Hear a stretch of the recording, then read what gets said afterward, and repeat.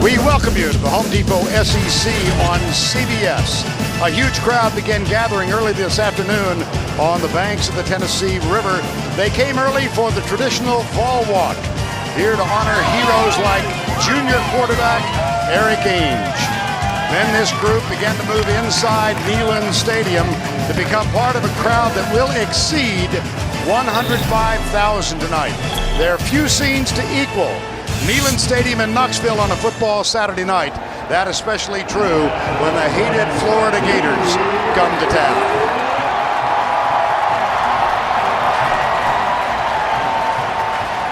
Good evening, everybody. I'm Vern Lundquist along with Gary Danielson and Tracy Wolfson.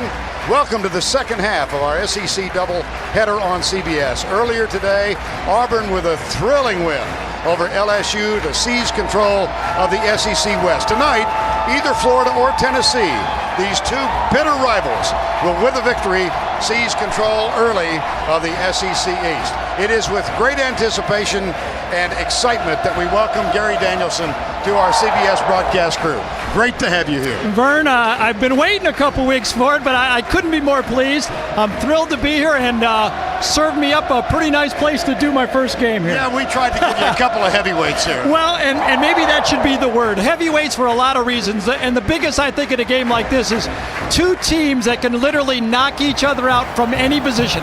It might be corners on interception, offensive linemen with pancake blocks, wide receivers that can take it to the distance, or a kicking game that can be a disaster like it was last year for Tennessee. There's no glass jaws in this game. They're going to show up. Gary, how do you explain this resurgence of junior quarterback Eric Ainge? Vern, I've been there. Sometimes you got to get humbled, and I think last year Eric Ainge was humbled.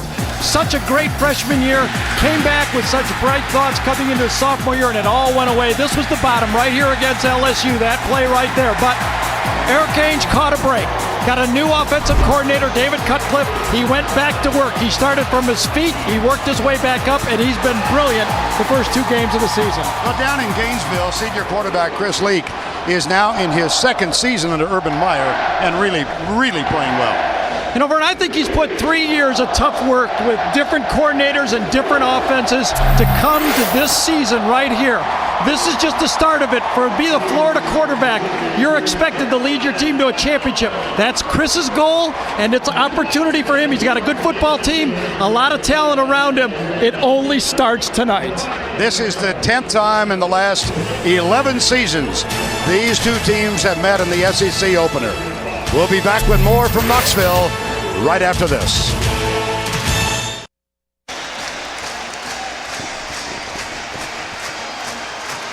This stadium was expanded to more than 100,000 seats in 1996, and tonight, for the 66th consecutive game, 100,000 plus have gathered, and in part they are here to watch the pride of the Southland Band open the tee and welcome the Volunteers.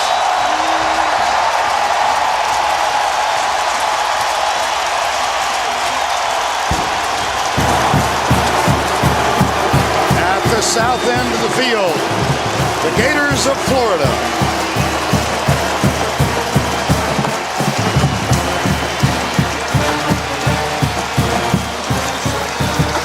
Kickoff just a few moments away. Back in Knoxville after this. This game, as are all of our games, the SEC on CBS, brought to you in high-definition television. In the win over the Air Force Academy last week, senior defensive tackle Justin Harrell suffered a ruptured biceps tendon.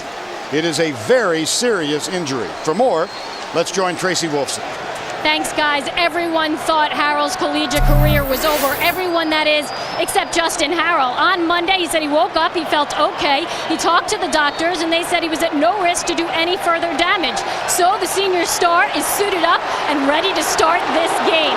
He will be wearing a brace on his arm to keep him from hyperextending it. He will then undergo surgery next week and then deal with 4 to 6 months of rehabilitation in hopes of getting ready for the NFL Combines. He told me, I have one more chance to play Tennessee football. I'm just trying to play the best game I can and help this team win. Guys, back to you. All right, Tracy, quite a story. It is a beautiful September evening, 79 degrees. Wind out of the northwest at 5 to 10, clear skies. Florida won the toss. They deferred the option to the second half, so Tennessee will get the ball to open this game.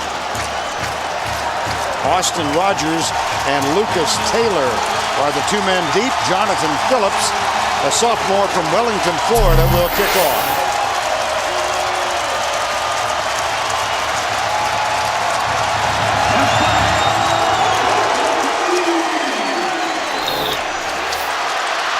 This will be Lucas Taylor, bang down at the 21-yard line.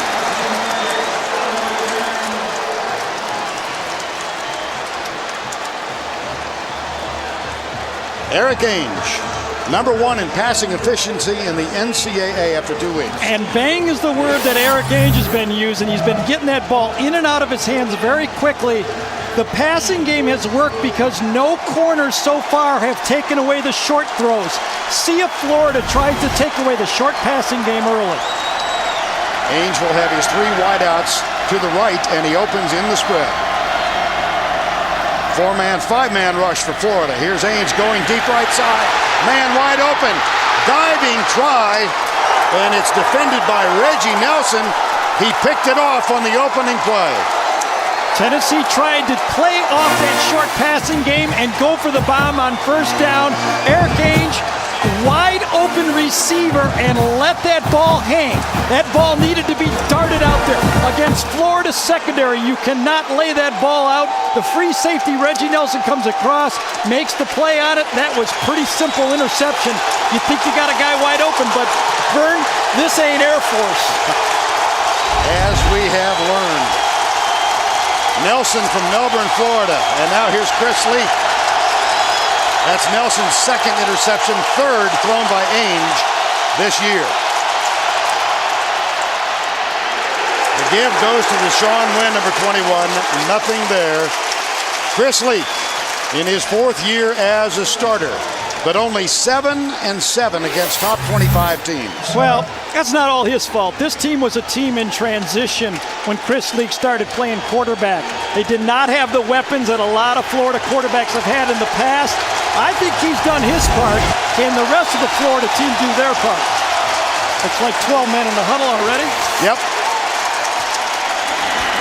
Thomas Ritter is our official. Increasing infraction on the offense. 12 plays in the huddle. 5-yard penalty. Make it second down. 12 men in the huddle against Florida. Alertly determined by eagle-eyed Gary Danielson. Yeah. Got to wear those glasses to read now, but I can still see that down on the field. After the 5-yard mark off, it's second down and 16.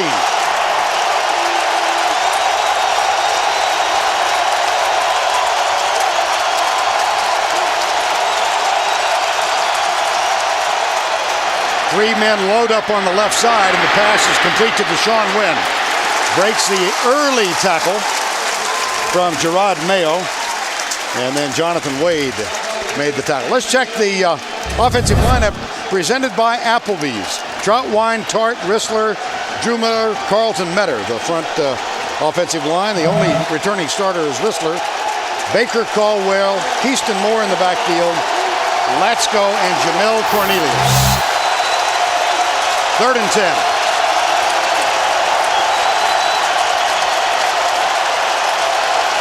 Blitz, safety. Leak steps up, delivers it left side, incomplete.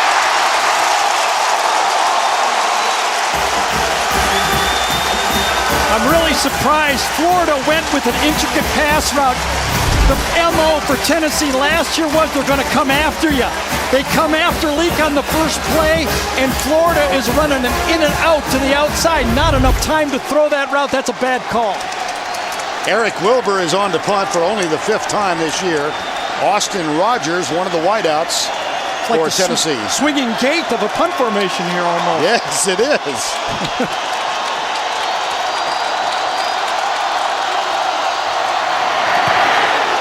That's a line drive punt. Nope, chases Rogers, and he makes the fair catch at the 6. Well, 2 mental mistakes. Bad call on 3rd down and a bad fair catch on the punt. 54-yard punt, nothing on the return. Eric Ainge when we come back to Knoxville. And Corey Anderson, okay. No score, 12:27 to go in the first quarter. And let's check the rest of the Tennessee offense. Up front, you've got the all-conference player Aaron Sears, Ligon, Frog, walk-on, Parker, and Young. And Robert Meacham, who's off to a sensational start. Foster's listed as the starter, but it will be Montario Hardesty. Foster with a bum ankle. Anderson, Brown. And they'll go with the jumbo package here after that Austin Rogers mental mistake of fair catching it inside the 10. And an interception from their quarterback. That often happens. You go to the running game, at least when I played it was. High formation, first down from the 6. Play fake. Little pass into the flat. And it's out of bounds at the 11-yard line. Pass to Corey Anderson, speaking of heavyweights, 260-pounder. Here's the defensive group. This is a really good front four. McDonald, Thomas, Cohen, Jarvis Moss. The linebackers, Crum, joined by Seiler and Everett. Both of those two fellas are really good.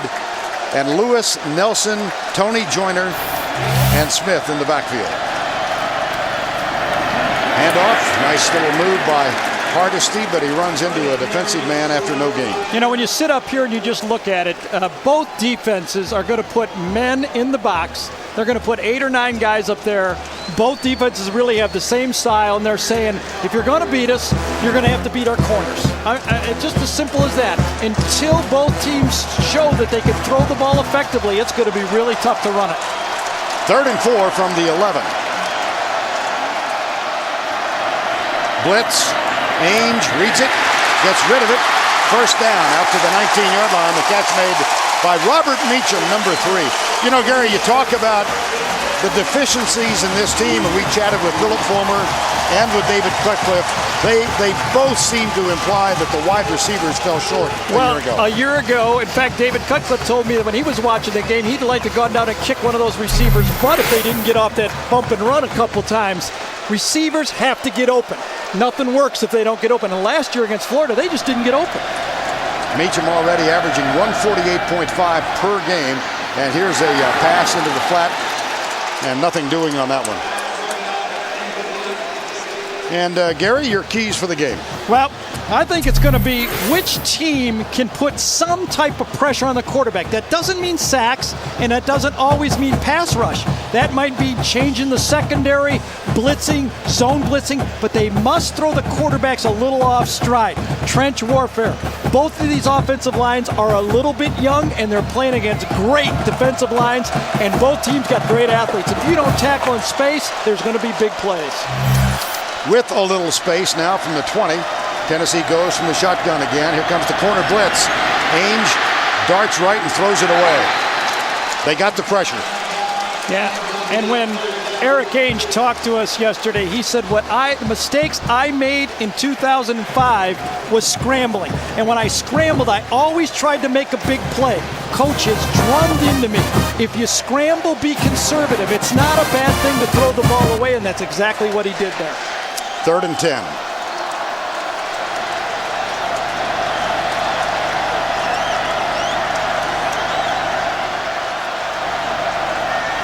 He got that audible from the coach, from the sideline.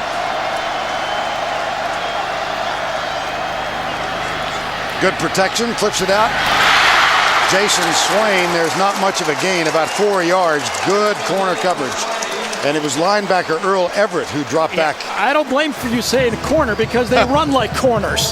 That's what the Florida linebackers can do. And see, those are the plays that, you got to be willing to punt the ball every once in a while. But those are the plays that this speed in the secondary are eating up that were big plays for Tennessee against Cal and Air Force. Colquitt is back to punt. Brandon James, a 5'5" freshman, gathers it at the 29.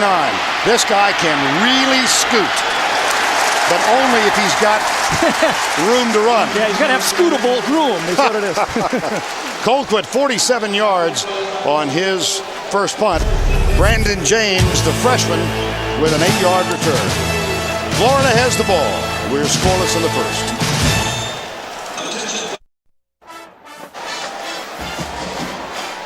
We are scoreless in the first with 10:21 remaining, and time now for the Hartford playbook.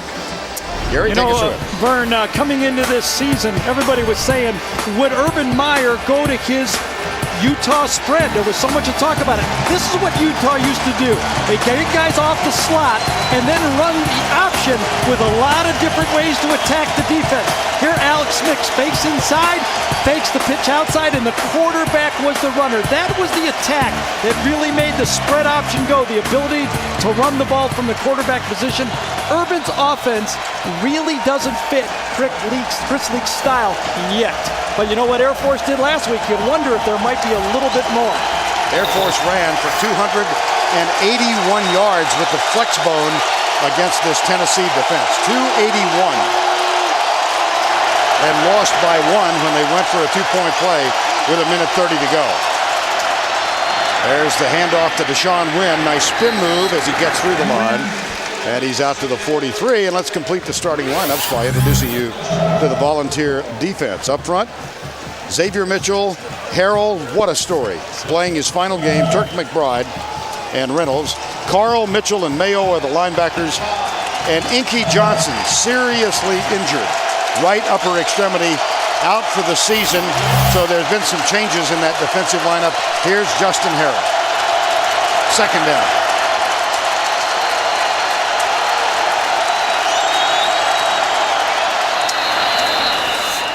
That's Turk McBride who moved.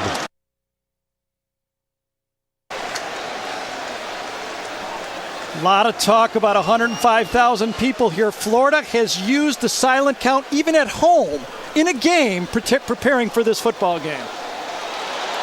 I found that really interesting. Yeah. In their game against Central Florida last week, they went with a silent count in the swamp for the duration. And when I was there to watch practice, they did it the whole practice situation preparing. And this was prior to their opening game. I went and watched practice. So they've really been preparing for this 100,000+ ever since all fall and in a regular season game. I haven't heard about that much. A silent count at home. You're right. Still second down. Steve Rissler was a starting guard last year. Replaces Mike DeGore, the 4-year starter, at center. And he will snap it back to Chris Leak on second and short. Goes to Deshaun Wynn. And it's Justin Harrell. Help from Xavier Mitchell.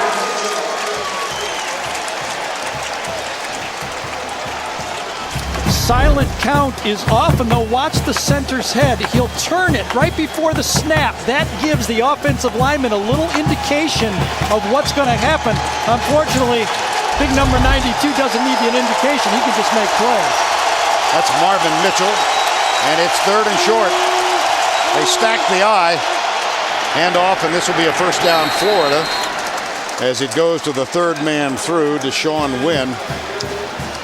Wynn is one of those who's been in and out of Urban Meyer's doghouse, more out or in than out.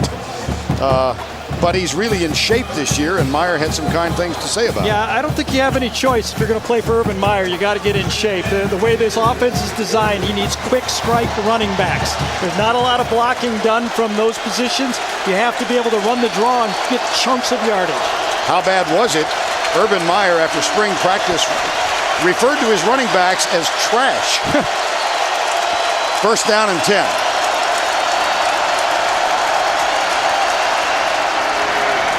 This is Percy Harvin, the freshman. He has electrified the crowd in Gainesville, averaging 13 yards on every touch, 6 runs and 7 pass receptions. He's a freshman out of Virginia. Well, I said the big guys and the receivers and the money guys don't have to block. Well, maybe I was wrong. Watch the left side of your screen. Number 81, Dallas Baker. Right there. Look at that block. He gets up. You don't have to knock anybody down. With the type of athletes Florida has, you get up into somebody's face, and that got the first down. That's a gain of 13 for the freshman. And a first down 10 at the 39-yard line. They'll give it to Wynn again. He finds a hole in the middle and plunges down to the 31. And we have a chance for the first time tonight to spend a moment with Tim Brando in New York. Now, Clemson's James Davis takes it in from 8 yards out. So many big games, the Mountain Bowl's almost forgotten. On the ensuing PAT, Lawrence Timmons blocked Chad Dean's try. Tony Carter runs it back for 2. It's 6-2 in the Bowden Bowl. All right, Tim, thank you. Zip, zip here, 2nd down and 2. Tim Tebow is in, the freshman quarterback from St. Augustine, Nice, and here is what he does so well. You talk about a contrast in league style. Yeah, I am not surprised. When you look at how these teams ran the ball last year against each other, the missing ingredient is a running quarterback. That is what gets the defenses off balance. And how hard can that be? If you know it, when you're 6'3", 225 pounds, and you run the ball like this, you don't have to have a lot of experience. He's not bringing them in there to read coverages. He's bringing them in there to be the fullback almost. Tim Tebow, you see all of the records he holds. Nice High School, St. Augustine, one of the most highly recruited quarterbacks in the country. Leak is back in there on 1st down. Leak has it, pulls back, fires left side, caught, out of bounds, touchdown. Good job of officiating. Jamel Cornelius, 21 yards. They beat Hefney on the play.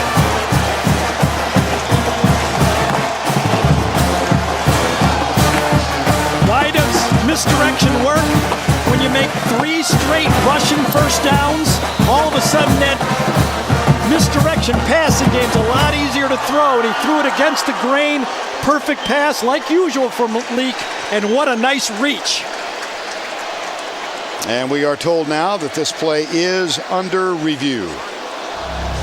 Well, it's hard to score 7 points. You're going to see Leak come out this way in a crossing route all the way across the field like that from Cornelius. Misdirection one way. When you got a running game, all of a sudden you can run the ball. Tennessee gets a little bit confused, and I think he got in. I didn't see that toe touch the line. I think he did it perfectly. The field judge got it exactly right. That's Mike Washington with the call. He went Hit back the for pylon. help. Yep. Hit the pylon. I think that's 6 points. Oh, what a nice layout. And what a beautiful drive. Dan Mullen, Urban Meyer used the run, used the quarterback draw, used the quarterback power, pushed across the 1st down, and then the play action pass gets it for 6 points. Here's Thomas Ritter. After review, the ruling on the field stands. Touchdown. Really nice piece of officiating with Michael Taylor, the line judge, and Mike Washington, the field judge. Make sure they got it right. And then upstairs, confirmed by the replay official. Don't know exactly what the communication was, but I'm sure he said, I saw him touch the pylon. Did his toe touch the line? No, it's a touchdown. Chris Hetland on for the extra point. Butch Rowley is the holder. There have been problems on these extra points between the snapper, the holder, and the kicker. 3 botched extra points for Florida this year. But this one, a little music, variations on a theme. Run, run, run, pass. Touchdown, Florida.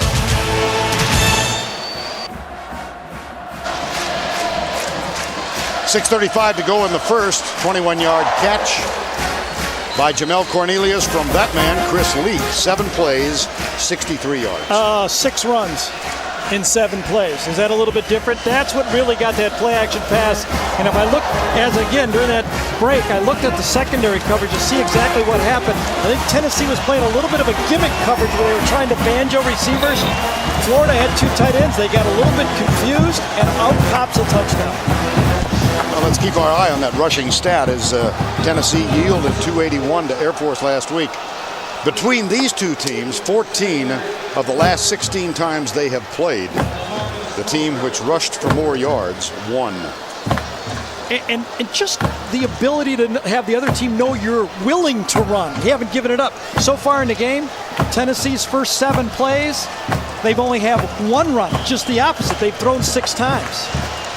Remember Austin Rogers made that fair catch on the punt? Yeah, that tilted the field, didn't it? He's not back to return the kickoff. LaMarcus Coker is back for Tennessee. He's joined by Lucas Taylor.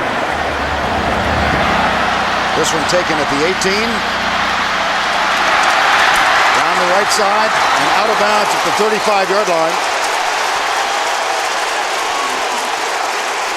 Elix Wilson, the linebacker.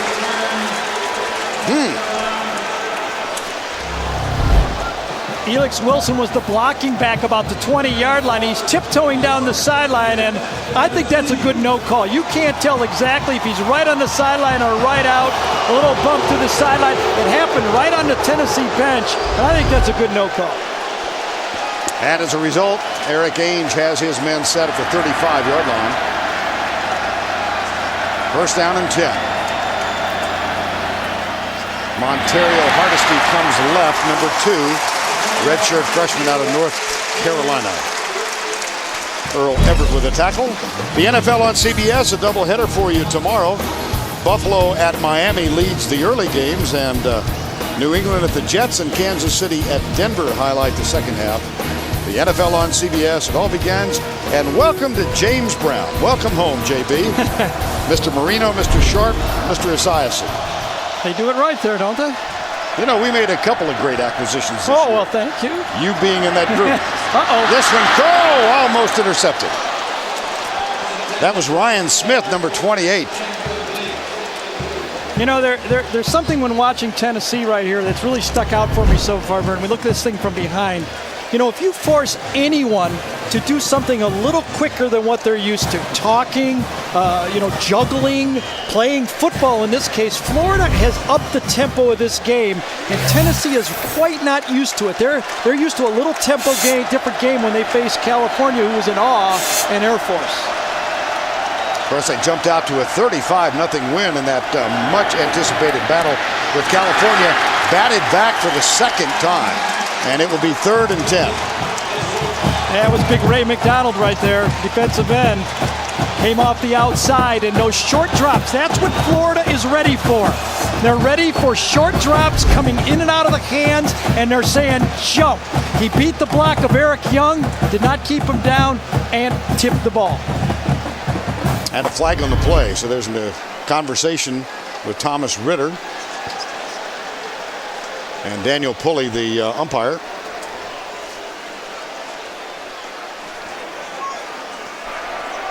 Dead ball. Personal foul. Number 9. After the play, 15-yard penalty, 4th down. Wow. That's Brett Smith. Senior yes. Brett Smith. Missed last week's game against the Air Force because of a concussion. And maybe he'll plead that it's still lingering. I was thinking that. That's like a 15-yard gain for Florida, though. Britton Colquitt, the sophomore of the kicking Colquitts, is back for the second time. Brandon James awaits this one. Oh boy, Colquitt nailed it. But he might have outkicked the coverage. Here's Brandon James with a lot of room. I'm telling you, the guy can really scoot. Colquitt saves a touchdown. He sure did. He's listed at 5'7". Well, those who stand next to him say, I know, 5'5". Yeah, the flag down on the play looks like it's going to come back, but you can see there is no foul for an illegal block. Everything was legal. Whoa. Don't throw a yellow flag in front of 100,000 people if you don't mean it. Is that the kind of what you think here? Yeah, at least make it orange. Well, he gathered it over his shoulder. I think you made the right call, Vern. It was kicked a little bit too far for the coverage to get there. You see a missed tackle right there. And Colquitt actually tripped him, did he? And did he trip him or did he grab him? That was a trip. Should have been a penalty. Timeout.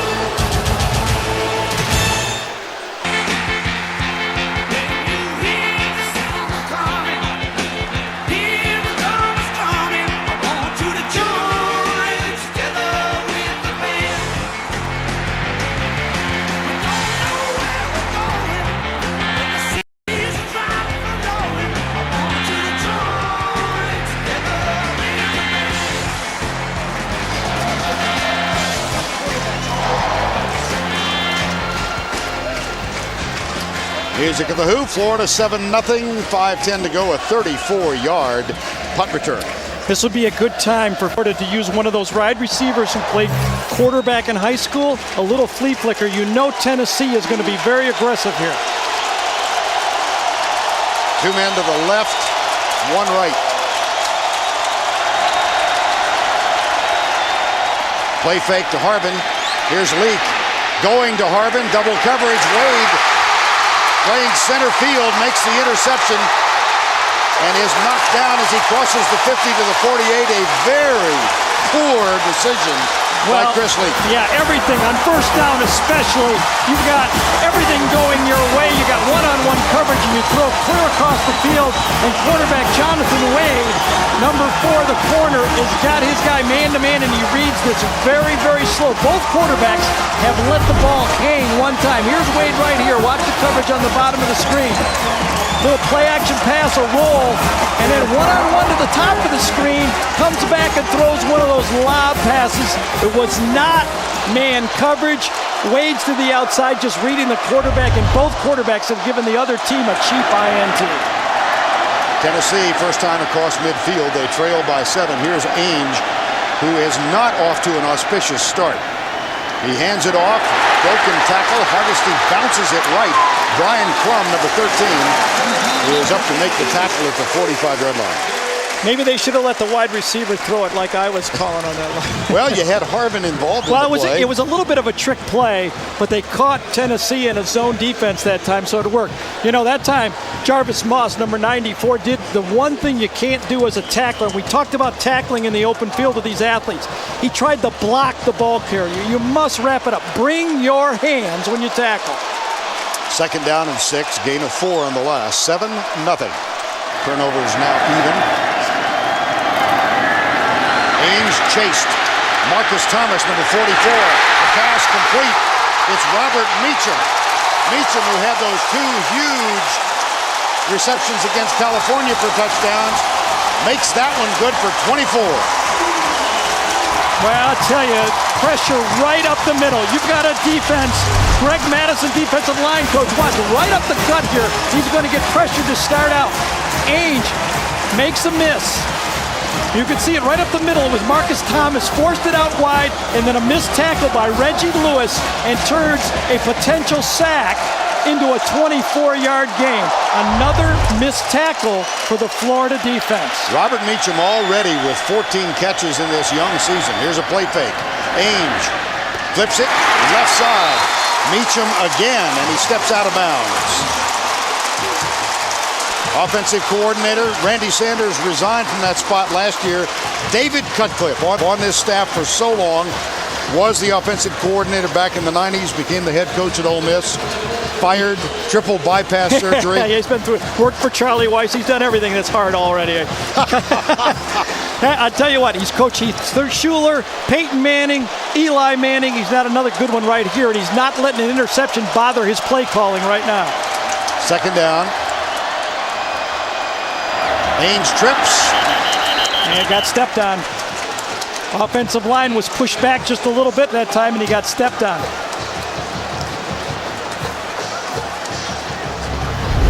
Little pressure inside. Quarterback does not get enough distance. Leaves his left foot behind, and his own center steps on him that play, so you get a negative play, another self-inflicted wound. So instead of third or in a 1 or third and short, it's 3rd and 7 or 8, much tougher against this Florida defense. Jason Swain and Brett Smith both go wide to the right. Meacham, bottom of the screen. 3rd and 7. Florida brings 5. Ainge pumps, nobody open. Moves to his right. He's not that good a scrambler. He throws it away. He was outside the tackle box. It went beyond the line of scrimmage. It'll be 4th down. Well, that's what he's been taught, and that was great coverage by that Florida secondary. When I watched Florida practice, I thought they were a bit vulnerable in the secondary. They don't have a lot of experience there, but boy, they've come on. Watching them play out here, they're very aggressive. They have a lot of confidence, and I think, Ryan Smith coming to this team, the transfer from Utah, has really settled down this secondary. He knows the defense, and it's given that whole secondary a much calmer look. James Wilhoit, only his 2nd field goal attempt of the year. It was Wilhoit who kicked a 50-yarder for the victory, 30-28 here 2 years ago. This one inside the left upright. In that game, Wilhoit had missed an extra point to lead the score 28-27, but given a chance for an extra, He made the field goal, and he makes this one to cut the margin to 7-3.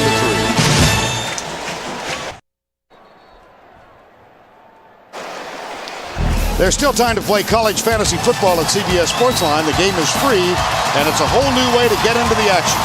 Don't miss another week. Sign up for your team today at cbssportsline.com.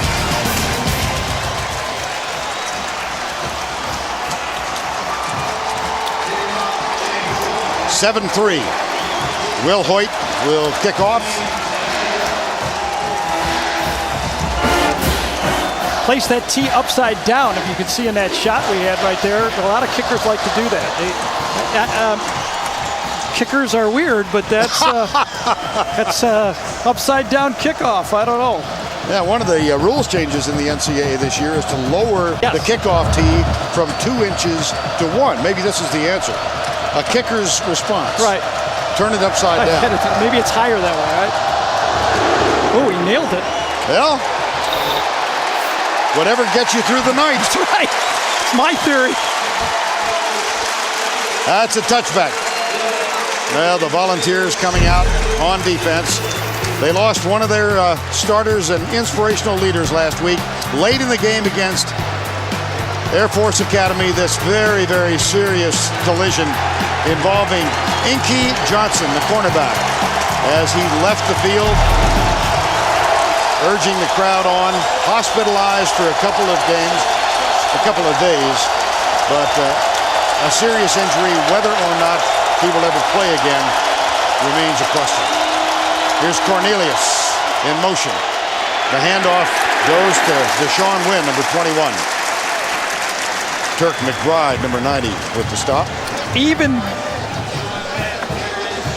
And for more on Inky Johnson, let's go down to Tracy Wolfson. Thanks, guys. I spoke with Tennessee's former orthopedic surgeon, Dr. Bill Yeomans, just before the game, and he said Johnson has severe nerve damage in his arm, and he still has no movement there at all. His prognosis is still unknown. What is known, though, is it will be a long road ahead. Back to you, guys. Thank you, Tracy. Second down and 8, 7-3. Leak drills it. First down across the 30. And while we've got a moment, let's go back to our studio for a Liberty Mutual update. Here's Tim. All right, Vern and Gary, thank you. Texas' Henry Melton is going to score on this 5-yard touchdown run. You know, over 100 yards for Selvin Young as well. Everybody could have a loss at the end of the year. A loss in September is easier to take than one in November, fellas. Back to you. All right, Tim. Feisty Nightbirds not contending tonight. First down and 10 after the 12-yard gain. Leak flips it out left side. Caught by Deshaun Wynn, young man out of Cincinnati. But does Chris Leak look comfortable out there? I know he threw a bad pass, and we all throw these bad passes, but he just looks like, you know, the second year in an offense, he's not trying to learn it. He's actually trying to perform it. And there's a big difference when you get out there. He just looks like, I know where they're coming from, I know where they're rushing, I know what I want to do with the ball. Well, in personality and in demeanor, he's been a very quiet part of this football team. Of course, his brother CJ played here at Tennessee as a quarterback. Chris Leak heavily recruited by the Volunteers, and it was his perception of the treatment of CJ Leak that caused him ultimately to reject Tennessee and sign with Florida. That goes back to 2002. Chris Leak has been in this stadium many times. He was telling us earlier in the week he remembers vividly, Gary, watching Tennessee play Vanderbilt, winning it 41-0 in Peyton Manning's last game. Well, when you watch Peyton Manning play, you remember that. That wouldn't be hard. You know, I like what Florida's doing here, though, Vern. They're not gaining a lot of yards running the ball, but they're not giving up on the run. That is the end of the first quarter. Florida leads at 7-3. We'll return to Neyland Stadium after this message and a word from your local station.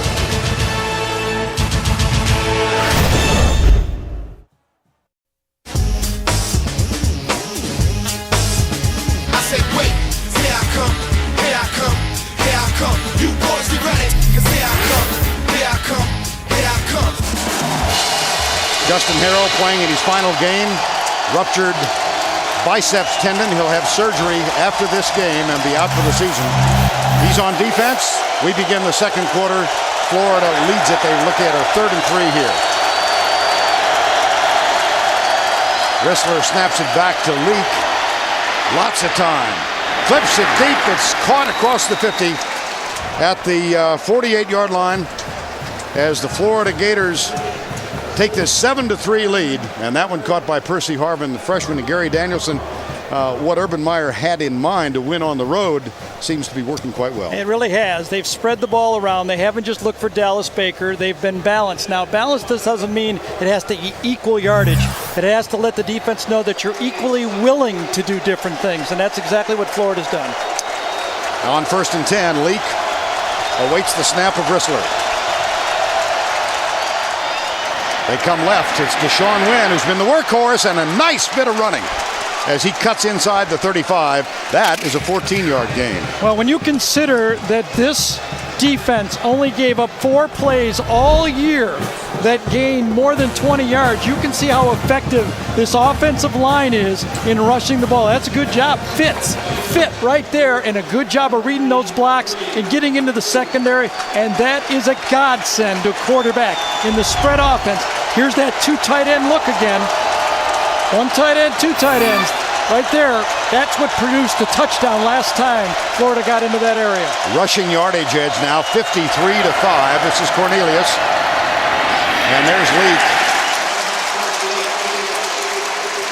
And let's take a look at Home Depot tools for success for Florida, Gary. And the tools for success have been the running game, I believe. Chris Leak has made a big part of this. They've been able to do it a lot of different ways, including using the freshman Tim Tebow, and because of that, they were able to cross up that Tennessee defense, a bust on the play, and Leak puts it right there. He doesn't miss when he had a chance and produces the first touchdown of the game. This Florida team lost on the road last year, big at Alabama. They lost 3 while traveling. Urban Meyer really wants to emphasize winning on the road. Here's Leak, right side. That one is caught by Cornelius. Jamel Cornelius. And see, that's what drives you crazy, and that's what a spread offense loves. A spread offense wants to throw the ball short and make missed tackles on the play. This is just so simple. This is pitch and catch for a guy as good as Chris Leak. It's going to happen way up there, right underneath our SEC by CBS right there. We got a guy hidden, you throw it up, it's a little easy pitch and catch, missed tackle. That's what the key is. And you got the curveball pitcher, and now you bring in the fastball. Here's Tim Tebow. Had 2 turnovers last week. I expect another quarterback to run. Tebow run all the way. And the 6'3", 229-pounder appears to have enough for the first down. Tim Tebow, highly recruited. We ran into him on his official visit at Alabama last year, but said he grew up wanting to play for the Gators and fulfilling a dream. Urban Meyer told me a good story about Tebow's recruiting. He said he came down to the last day and he did not have any idea if he was going to come to Florida or not. He said, I stayed at the office all day. I said, heck with it, I'm going home. And I got a call from Tim Tebow about 10 minutes before he was supposed to announce. He said, I'm talking to him, and Tebow says, Coach, I got to ask you just one question. And Urban said his cell phone went dead. He did not get the question out, and he didn't know it till he found out an hour later which way he was going. Boy, it's a long hour, wasn't it? Well, Tim Tebow, along with Matthew Stafford at Georgia, Mitch Mustain at Arkansas, 3 of the most highly recruited high school quarterbacks of a year ago. This is the 10th play of the drive. And Leak back into quarterback.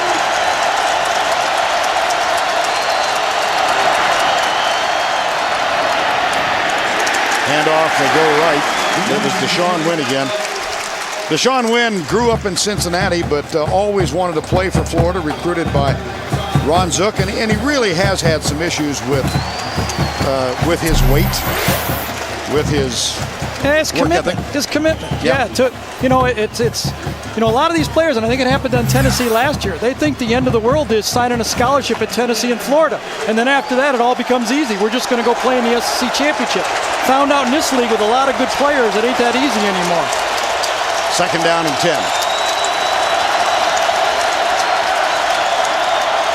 Contact? Yes. Now that might be encroachment by the defense because Tennessee was in the neutral zone when the left guard moved on that play. Marvin Mitchell is the man who came across. You're going to see coming in here right there. Mitchell's going to come. Now watch. Jim Tart moves just as it comes in. And Dead ball. False start.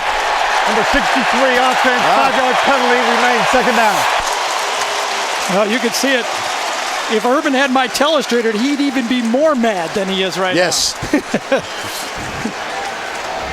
Jim Tart. I always... Urban Meyer really furious at the call. I'm surprised. I mean, that was the defender really caused that movement right there. That's a big break. Now, Tennessee must take advantage of it. The worst they can give up right here is 3 points. Their defense needs to handle this adversity early in the game. Play clock at 1. Timeout. And just as an aside, illegal procedure is not reviewable upstairs. Time call.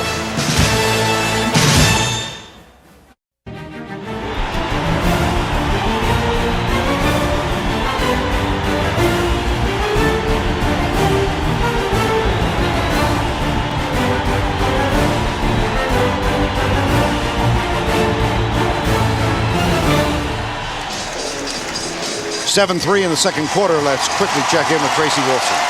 Thanks, guys. Florida star freshman Percy Harvin is on the training table. He was getting his left ankle taped. He tried to run on it. I was told he's going to try and go back into the game, but it's still something to keep an eye on.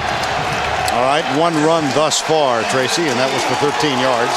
Here is Chris Leak. It's second down and 15.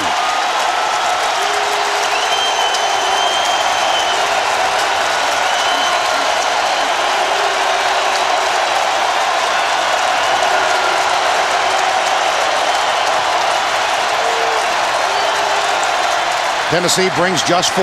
Leak with good protection. Fires it in the middle, and it is bobbled and dropped at the 2-yard line.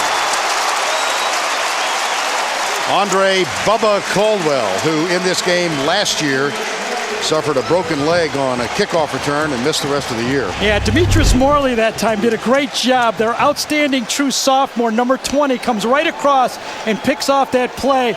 The ball, again, hung just a bit. Inside, Justin Harrell, who has played a lot in this football game. Even though he's playing one hand, he's really playing most of the football game, and that's what you got to do. Hassle the quarterback. A little bit after every throw, put him on the ground.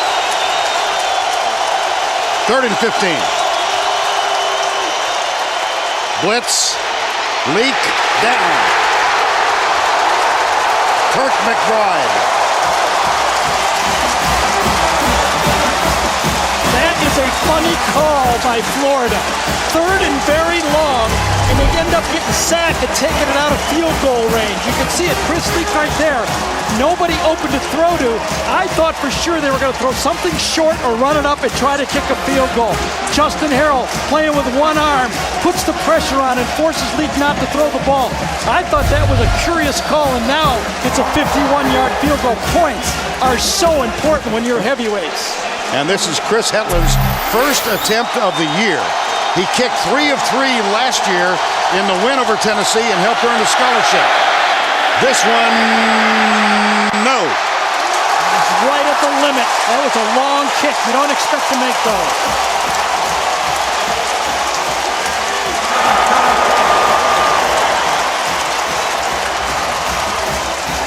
CBS Sports coverage of the Home Depot SEC will continue after this word from your local station.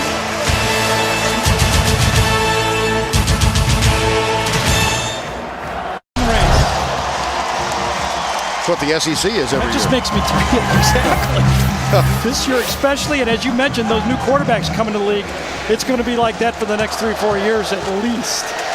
Now that is exciting. Mustang and Arkansas won today. Stafford and Georgia won today. They're 3-0. They get Colorado next week. Here's Ainge out to the left. That's a quick flip. It's a pleasure to do this. It's time now for the trivia question of the day. Filmer, Cutliff, and Chavis are 47-5 as head coach and coordinators. 3 of the losses were against Florida. Who were the other 2 losses against? Now, you got to wait. Wait? Yeah. I have no idea. Oh, you don't? No, I just got here. You got to ask me a future question. Oh, dear.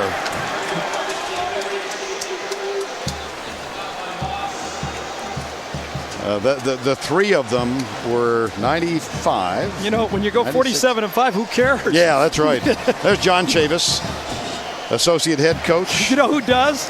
Volunteer fans. That's who cares. And David Cutliff.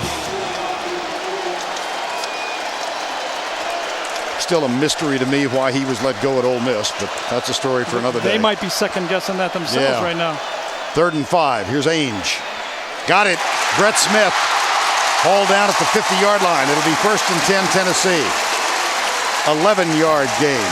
Match up against Tremaine McCullum, number 18. They call it a choice route. You'll come in, you'll freeze, and then you come back out of it. Boy, they practice that all day at the practice field.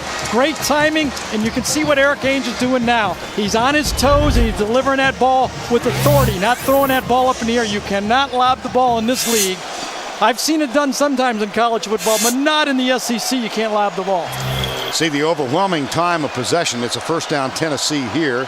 Florida leading 7-3. Here's the reverse. And they set up the pass. Oh, they've got a man wide open. Lucas Taylor in the corner. Touchdown. There's a flag.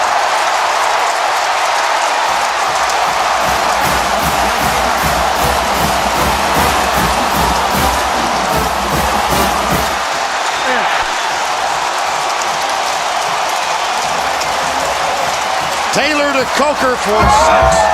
But let's see. That was on Florida, and it was the perfect call. You got an aggressive defense, and they gimmicked it. You fake the ball to the tailback. The wide receiver throws the ball to the tailback. 12 throws it to 22. It's Lucas Taylor to the redshirt freshman LaMarcus Coker. And Lucas Taylor was a high school quarterback. That's a pretty smart drawn-up play, isn't it?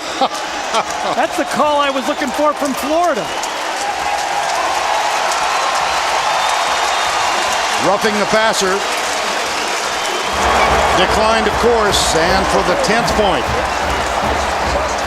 James Wilhoit.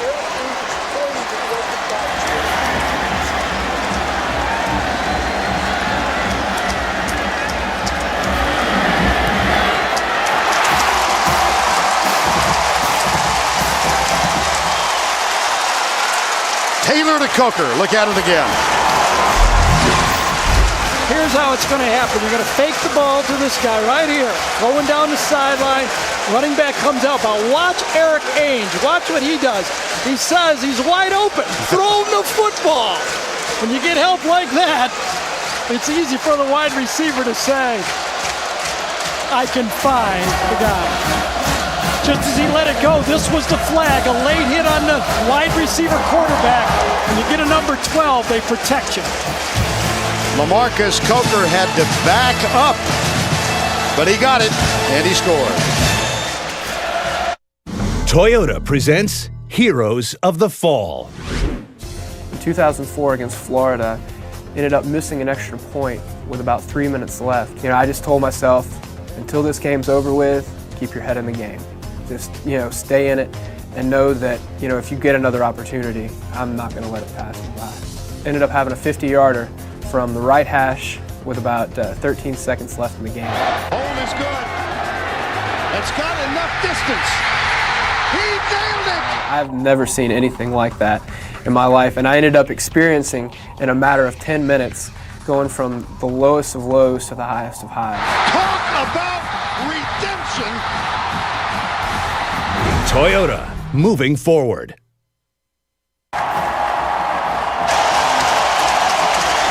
Things have gotten noisy here at Neyland Stadium.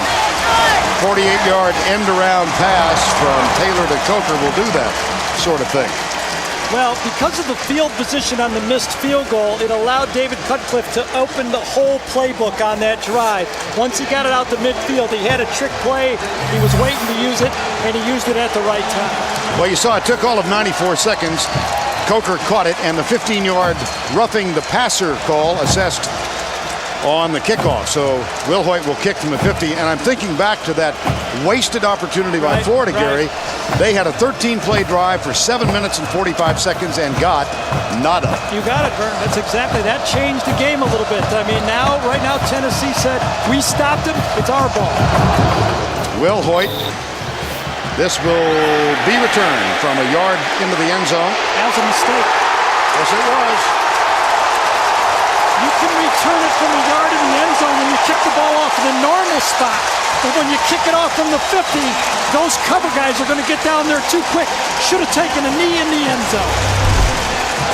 You could see it. They could have gone down and taken a knee on the play and got it at the 20. That allowed that speed to get down there from the 50. Hey, it's a big-time game. I understand that. Things are happening fast.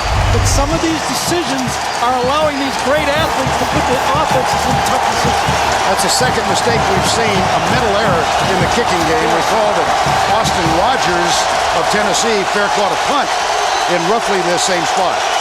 That was Brandon James, and the tackle made by Quentin Hancock. Oh, baby!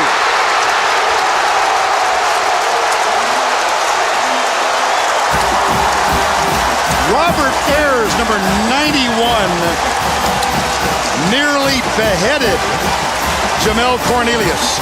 Got that cast taken off his left hand. He just explodes upfield right there. Gets the play and takes, as you said, almost the head off of the player. Whoa. Second and 16 at the 2. That was it, running against an air block, too, that time. Here's where that silent cadence will come in. See how effective it is from the 2-yard line. Play fake. How about this? But Wade is back there and almost picked it off. He never, ever was fooled. No, it was almost a little obvious that time. Wade was not going to fall for the stutter from Dallas Baker that time. Florida tried to go for the big play, and Wade says, listen, I'll give you 7 yards, but I ain't giving you a 99 touchdown. Bert Lundquist will know my name right away. Chris Leak looks over at the Florida bench. 3rd and 16 at the 2. Florida needs about 4 or 5 yards just for a good punt here.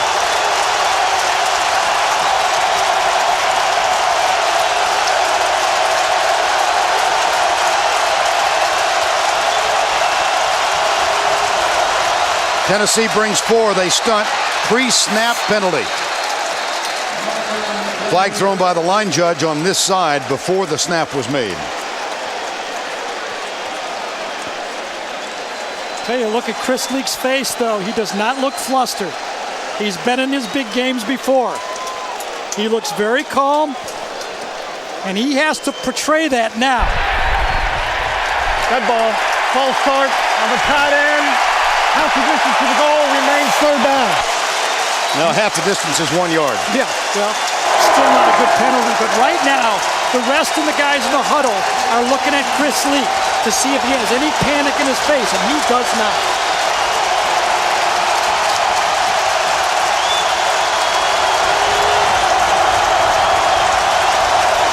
From the spread at the 1.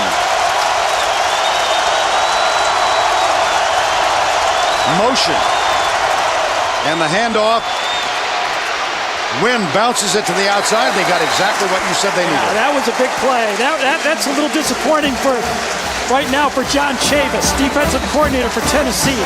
There's times when a defense can put points on the board, and right then a good stop would have been able to force Florida to punt out of their own end zone. You almost get.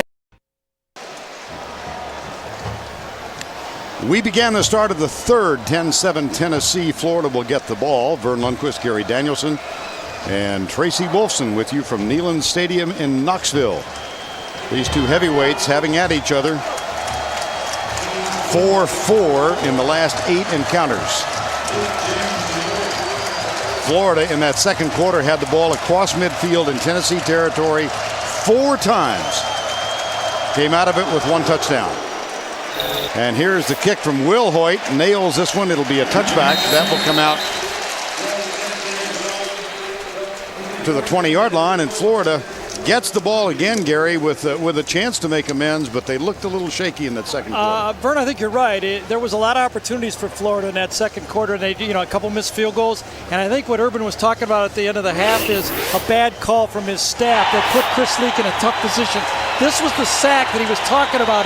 He shouldn't have put his quarterback in that position, forced a missed field goal. Then after a roughing the passer play on the touchdown from Tennessee, they try to bring it out of the end zone. Then couple that with a clip, and all of a sudden you've got a bad quarter that could have been so much better. Here's Deshaun Wynn on the first carry of the second half.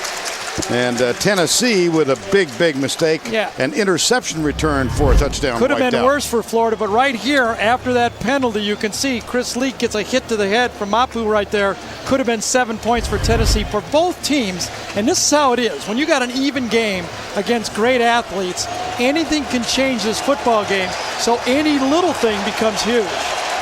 Second down, 7.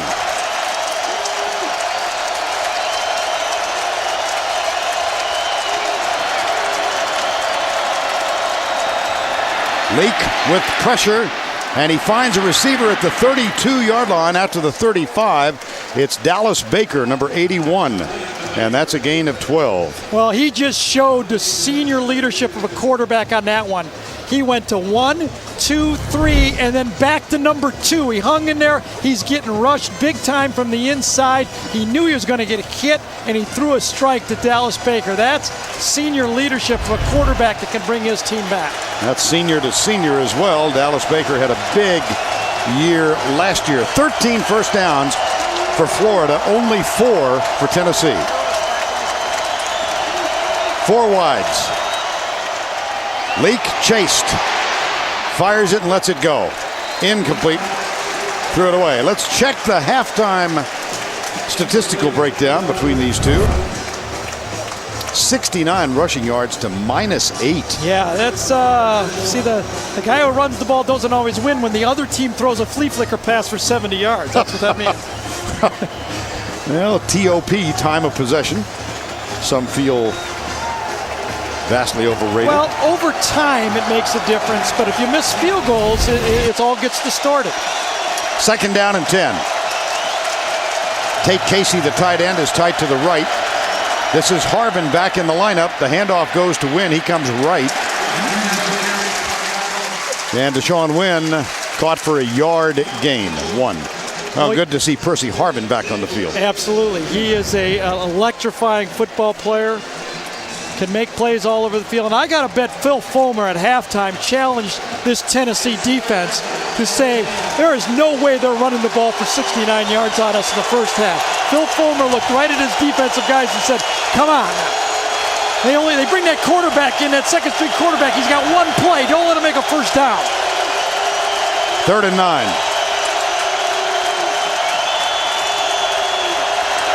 Three-man rush, zone blitz, pressure. Oh, my goodness. Xavier Mitchell, who had the big defensive stop last week when he stopped the runner on a try for 2 that would have given Air Force a lead, makes the sack. Well, I'll tell you, he comes in right off the side right here. And Xavier Mitchell, who subbed in last year and made plays, this time he splits the offensive tackle. That's bad protection. Chris Leak is saying, I don't care how good these guys are. At least make them come to the outside, because Metter that time, Carlton Metter, just did an Olay inside to a very quick Xavier Mitchell. Mitchell with the sack. Eric Wilbur on to punt. Jonathan Hefney is back to return it. It bounces. Hefney at the 39-yard line where he's tackled. 43-yard punt, 6 on the return. Xavier Mitchell from Long Beach, Mississippi, one of those towns almost completely destroyed by Hurricane Katrina. His family made it through. Time call.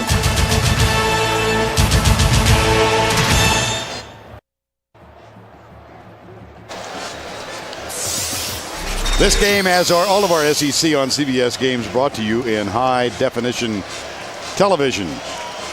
No official crowd count yet, but it's huge. And as a reminder, the team with more rushing yards has won 14 of the last 16. So if you are a believer in omens, Florida with a huge edge right now. Here's the toss.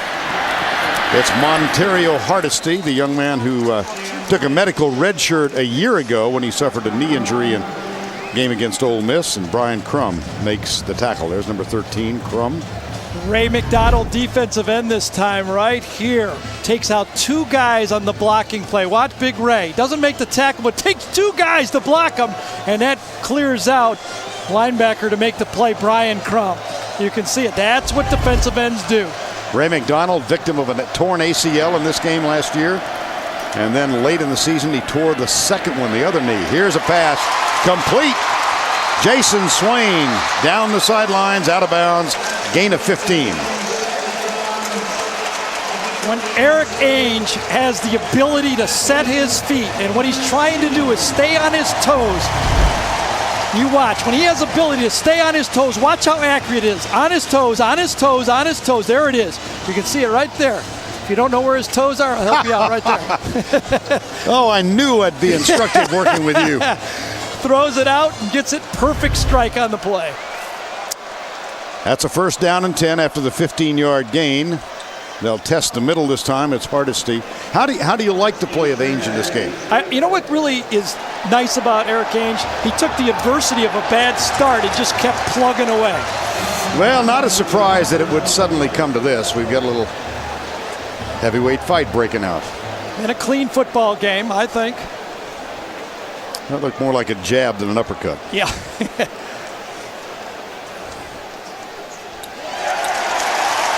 Looks like it might be Ray McDonald.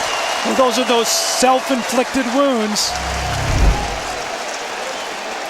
Looked like what started this is Michael Frog, number 73, gives Personal a push foul, unnecessary to roughness, McDonald. number 44 on the defense.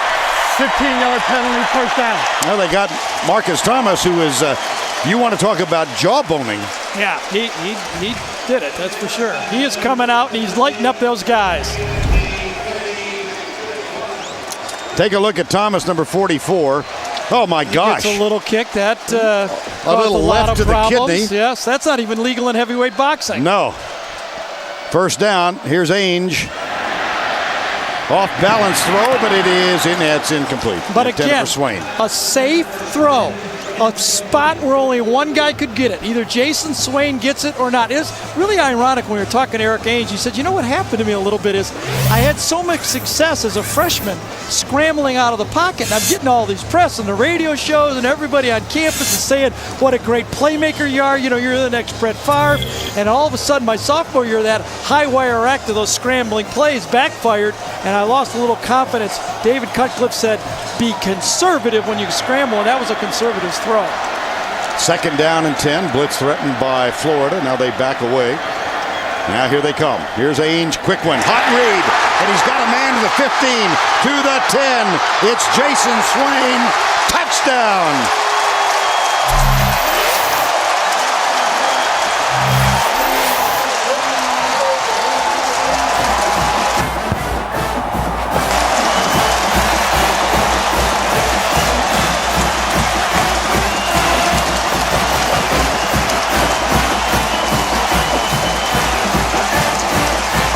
Eric Ainge has learned how to do the Gator chomp. Still a lot of time left in this game, Eric Ainge. Get back there and start studying. Here's Swain. Perfect throw, like handing the baton to a track guy. Swain lays out. Does his knee come down or not? I think so. It did, just before he crossed the line. And the play, as all plays are, is being reviewed. How ironic. Swain's looking back. Just get to the corner of the end zone. This is the guy that did not score a touchdown in 05. Now, one touchdown comes back. He could have scored, but he was really preoccupied with behind Ryan Smith catching him and really didn't motor into the end zone. His knee came down. Was the ball across the plane? Now remember, it was called a touchdown. Do we have a shot for sure that says that ball was not across the line? Thomas Ritter getting the decision. There's Jason Swain. Eric Ainge said of Jason Swain, he is the leader of this team, the senior. Yeah, I'll tell you, the coaching point that he will get on that is catch the ball and run. Don't turn around and look. We're Tennessee wide receivers here. We don't turn around and look.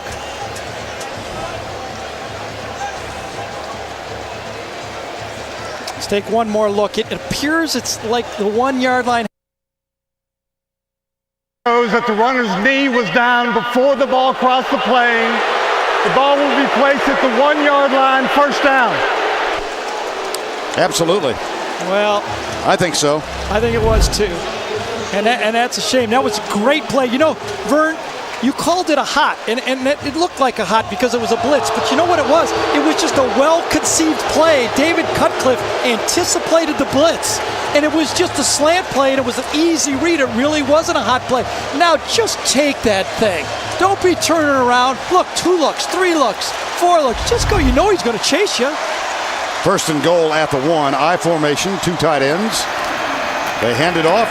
Left side. No touchdown. Brian Crum stops Montario Hardesty. This is no sure thing in this league. Nor is it when Iowa plays Syracuse. Yeah, that's for sure. Iowa held Syracuse out of the end zone last week. 7 attempts from the 2 yard line. Hey, you know who made the game-saving tackle in that? Greg Madison's defensive coordinator's son from Florida made the tackle. Second down. They'll try Hardesty. No signal. Now, there was immediate pressure inside. That had to be Thomas or Harris or Cohn inside. I thought Ainge was going to fumble the snap count. Third and goal. I think it might have been Ray McDonald, number 95, that was right over the nose. Right here, see if you don't get a push early in this play, right inside. That's Ray McDonald. It is. Yes. He just blew up that play and forced it into the backfield. Third and goal. David Holbert and Hardesty are in the eye. Holbert's the fullback. Hardesty gets it. Touchdown, Tennessee. And a little relief. You bet. From Jason Swain. Well, that was such a great throw by Eric Ainge.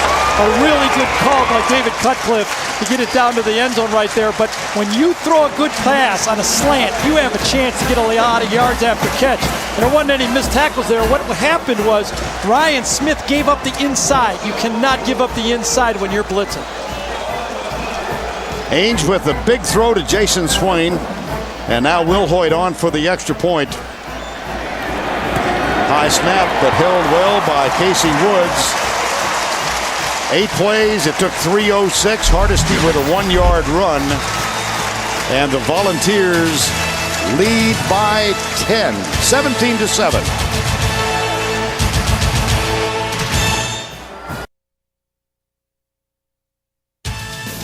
The Home Depot SEC on CBS is sponsored by Enterprise Rent-A-Car, Red Lobster,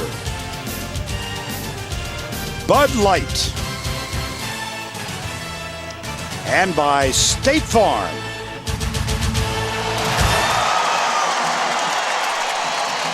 Welcome back. We're a crowd of 106,818 have gathered. That's the official announced crowd. They actually reconfigured their party. They're revising or renovating part of the stadium, and they lost seats. So the capacity's gone down 2,000. Yeah, but they added more expensive ones, so they're making more money. Of course.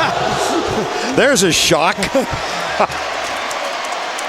And this one, oh boy. Keyston Moore thought about coming out of the end zone, and well, James Wilhoit, he's had a good night tonight with kickoffs and a field goal. He's Red Lobster's Scholar Athlete tonight. The senior, 3.6, majoring in communications, a 3-time academic All-SEC selection. And as we discovered in a delightful chat with him here on Friday, he can talk a little. He can talk. He wants to talk. He's only taken one class now. You know. There's nobody to talk to. Yes, but it's not dancing. That's right. As Matt Leinart did last year famously at Southern Cal. And just to complete that thought, Red Lobster's commitment to the investment of our future is shown tonight by donating $1,000 to Tennessee's General Scholarship Fund. Timeout called. 8:24 to go third. All right, Tim, thank you. 17-7 here, Florida, with all of those wasted opportunities in the second quarter. What do they got to do? Cut this guy's hand off or an arm off to get him out of the game? Justin Harrell's back in a football game. Oh, my gosh. Justin Harrell, number 92. Here's Leak, flips it. Nice run. Jeez, he blew that play up, too. Nice call that time by Florida, the option play.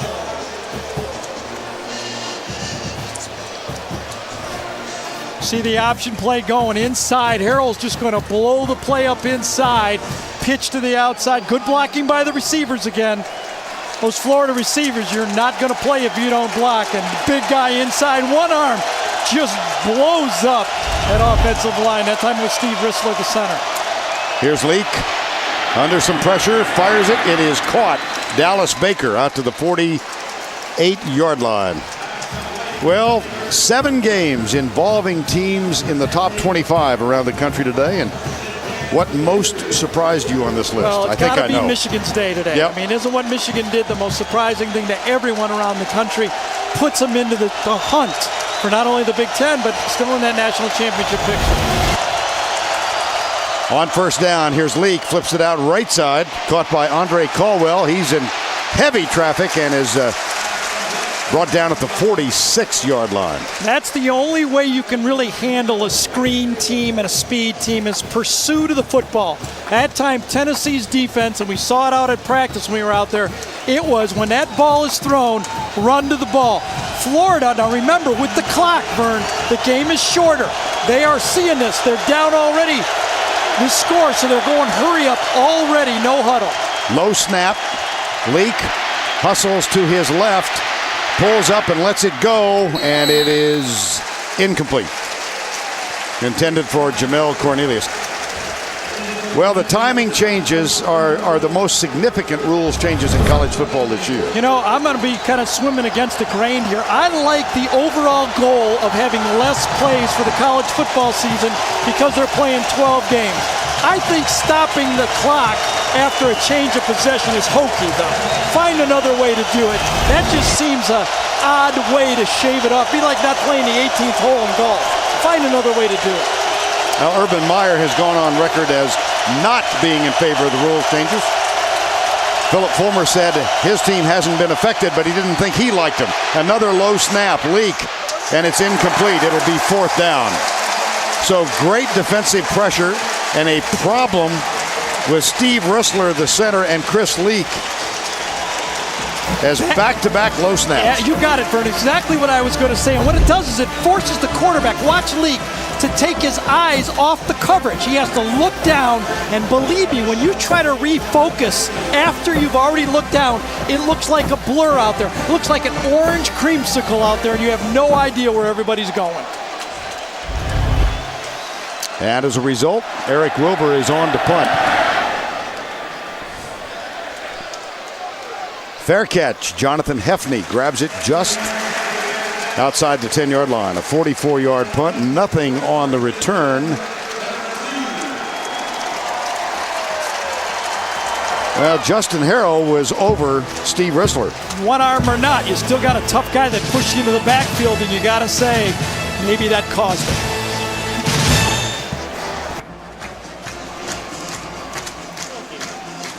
Smokey appears pleased. Why not? You're up by 10.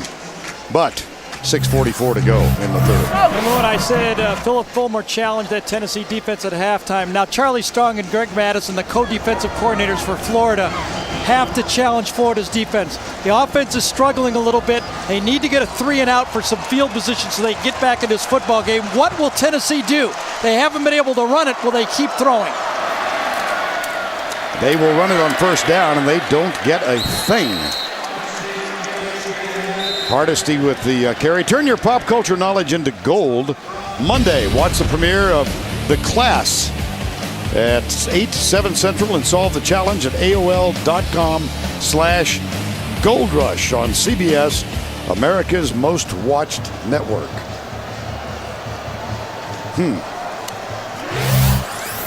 Second down and 10. Hardesty, 12 rushes, Gary, 8 yards. They're negative yards rushing for the game. Second and 10. And they'll try it again. Cuts back, and there's Ray McDonald. He's really an inspirational story.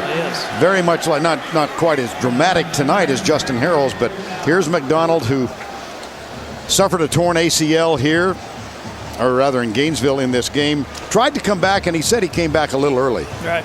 Limped out against LSU and then suffered another torn ACL. Had both knees in rehab at the same time. It is amazing. They waited a little bit in between. He had both knee surgery so he could rehab one and then rehab the other. But there he is out there the next season. Boy, the advancement in the medicine is amazing nowadays. 3rd and 8. Blitz. Ainge in trouble. Gets rid of it. That's going to be a sack. Yep, it's going to be a safety. It's going to be a safety. Intentional grounding in the end zone. Oh, he's saying he threw it to a guy. Oh. There is no foul for intentional grounding. Number 2 was right in the area attempting to make the catch. That's a huge call. It was reminiscent, scarily reminiscent for all these Tennessee fans of the LSU game when Ainge took a throw like that. Now watch this. Off the corner, you're going to see a corner blitz, slot blitz right there. Ainge, one-on-one, gets grabbed, throws it to the running back right there. There's the running back right there that he throws the ball to. Let's see how close it comes to him. Close enough. Yes, that it is. From the end zone. Now watch. Comes right to it. Wonderful play to get back in the play. Oh, that could have gone either way. That was closer to Eric Young than it was to Hardesty, wasn't it? Well, it sure was reminiscent of that very poor play at LSU last year. And good downfield coverage by Tennessee. A flag is down at the 38-yard line. Rico McCoy did that play. And one of their outstanding speed linebackers was on coverage that time and made that play to save that play.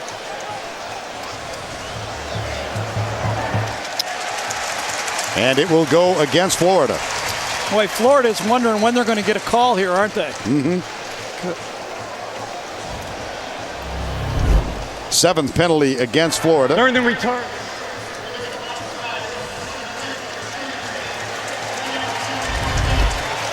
Well, we lost Thomas Ritter's microphone, but it is against the Gators. Looked like it might have been against Brandon James. So they step it off. Just think about what happened. Ainge was in the end zone, and now Florida gets the ball on their 27-yard line. That is a big turn of events. It was an illegal block in the back. 1st down and 10. Leak out of the gun. Blitz from the corner. The handoff to Wynn. He's carried the heavy luggage tonight.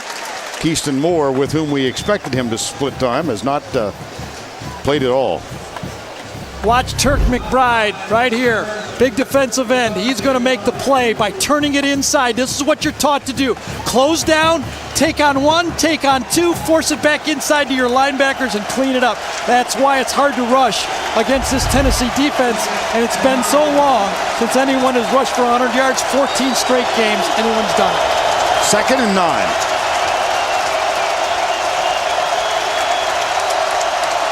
Three wide to the left. Option. Leak keeps it. And is very close for the 1st down. And that is not something that we've been accustomed to seeing Chris Leak do in the last couple of years. I don't think Florida has any choice. They need, now with this lead the way it is, and their inability now to get anything going, they're saying, Chris, I'm sorry, I know you don't like to run the option. You're running the option because we watched that Air Force film and they just tore this team up with this same type of wing bone type play. And look what we can do when we run the full Urban Meyer offense. There's plays all over the field. That was a gain of 9 and a 1st down for the Gators at the 38-yard line. Keyston Moore is the running back now. Billy Latsko, the H-back, sets up left. Here's the fake. Leak goes deep. Caught by Cornelius, and he's inside the 40. Andre Caldwell, beg your pardon, 5 instead of 6. Well, I tell you, these two quarterbacks, if you give them time, if you don't hassle these quarterbacks, they're going to put the ball on the money. Now watch. There's Caldwell, comes upfield, crossing right across the middle. Ball is thrown in the perfect spot. Inside the numbers, right on the hash. When you're facing those teams that are playing 3 deep zone blitzes, you want to throw that ball near the hash marks, and that's exactly where that ball was delivered. Bubba Caldwell, 4 catches for 50 yards. The last resulting in a Florida first down at the 37-yard line. Play fake again. Leak from the backside. Hit as he lets it go. That's going to be grounded. Yes, it will. Gerard Mayo, who had 3 sacks in the first game in that win over California, as Tennessee jumped out to a 35-0 edge. Chris Leak, he pointed at Carlton Metter. Yeah. He said, I was throwing it to him. He thought for a second it was going to be on number 7. Mayo woke up and said, I didn't hit him that hard. Number 12 on the offense. That's lost it down and spotted a foul. Second down. I'll tell you what, when you move the ball against Tennessee, they go into their barrel look. And what that means is they'll put 3 guys over the center right there and then bring their linebackers from the outside. Florida knew it was coming, but it was not handled. Tate Casey just turned loose Mayo that time, and that was a sack. 2nd and 22. Another low snap. Pass complete to the 40-yard line. This is Cornelius Ingram, number 7, gets a great downfield block. Ingram, who came to this team as a quarterback, a 2-sport player who also played basketball as a freshman, and he makes a huge catch here. When you zone blitz and you don't get to the quarterback, there's miles of space out there. Caldwell gets it, 1 miss, 2 misses, 3 misses.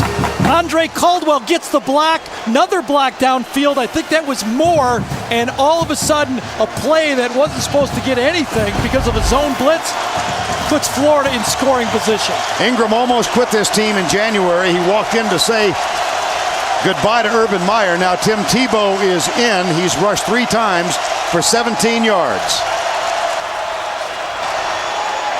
Here's Tebow to the 6. Every time he's been in the football game, it's been the same play and the same result. He's taken it. That's the 4th time he's run the ball. Justin Harrell's in the football game, lined up over the center. They've gone to the barrel look. They're coming from the outside, and Tebow makes another positive play. And is he staying back in? I believe he is. Yes, he is. First time tonight he's had back-to-back plays. Well, you can see that Urban Meyer and Dan Mullen want to run their offense. This is the offense they want to run. And Tim Tebow becomes Alex Smith. Except that he's really Tim Tebow, and that's all to the good. Nice defensive play. Tebow down at the 4-yard line. Now with 3rd down, I suspect they'll bring in Chris Leak. Now remember, Tebow had 2 turnovers last week. Chris Leak has been on fire throwing the football. Do they come back with their senior quarterback? And he made a move.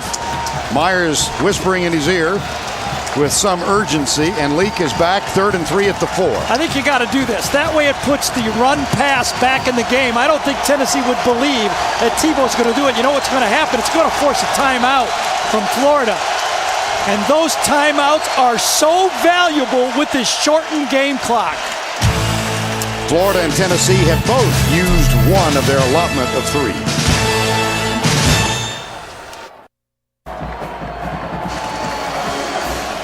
Almost inexcusable timeout taken by Florida. They had time to get Leak back in.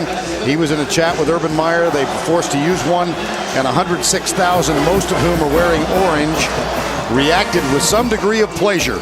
Yeah, they saw that all last year, the 2-quarterback system, didn't they?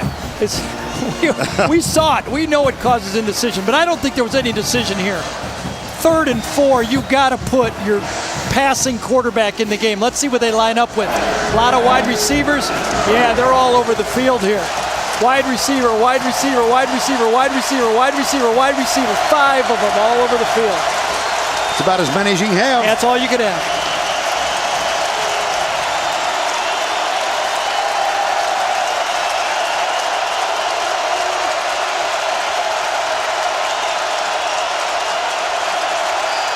Grissler, Leak under pressure.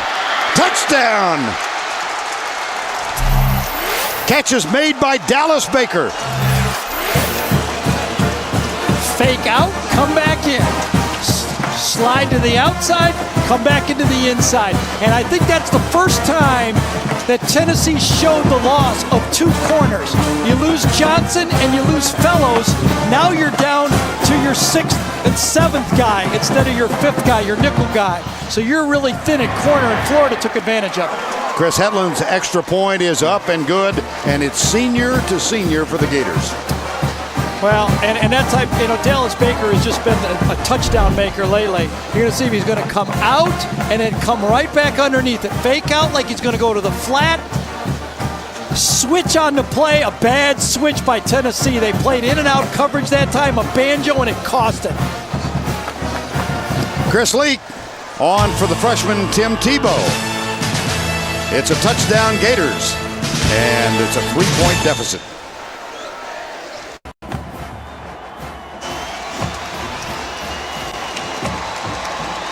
We're back in Knoxville. The Gators go 72 yards, and they get the touchdown.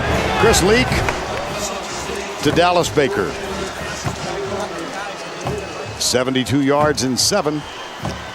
And Dallas Baker, his uncle, one of the great players in Florida history, wide receiver Wes Chandler, back in the 70s. This is a football game. Oh, I tell you, boy. this is a football game. You don't see many like this. Here is the kick. Taylor, LaMarcus Coker are deep. Ouch. At the 23-yard line. One more look. One of the things that people said couldn't happen is you couldn't get guys to not get the quarterback. Look at the outside blitz right here, unblocked. The spread, what are you going to do? You don't block guys, you got to throw it off your back foot, lay it in there, and that's what the spread does. Okay, you don't have to block them all the time if you know where to go with the ball. And that time an unblocked player comes off the end and Chris Leak throws off his back foot just the way you should and gets a touchdown. Now here's Ainge. And the Volunteers in the eye. Jason Swain starts in motion. 17-14. And Arian Foster for the first time tonight running on a gimpy knee. Let's go back to the studio for a Liberty Mutual update. Once again, here's Tim. Vern, Colorado has won the Big 12's North Division each of the last 2 years, but here's ASU's Zach Miller with a touchdown catch for a 21-3 final. The Buffaloes are 0-3 for the first time since 2000. A rough weekend for the Big 12. They're 2-6 with the Nebraska fate still pending at USC. Timmy, as you know, I live in Steamboat Springs, Colorado, and I can promise you the Buffaloes have been getting blitzed in the media in the Colorado area. And on the field, too. Yes. Both last time for Tennessee, it was a 3-and-out. Run on first, run on second, and then almost the sack and safety on third down. Now, after the score again, Tennessee and David Cutcliffe comes out and runs on first and runs on second, and look what happened. 3rd and long again. We've reached the end of 3 in Knoxville, and we'll return to Neyland Stadium right after this word from your local station. 17-14, Tennessee.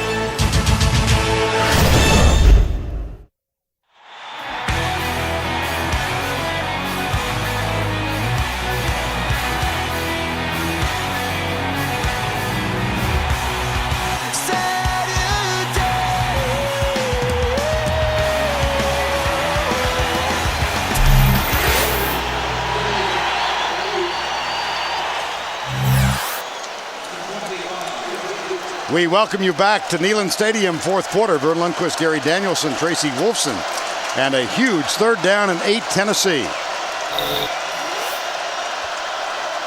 Ainge with the play change. Calls coming from the bench again. He lifted up the leg to try to draw the coverage and then looked over.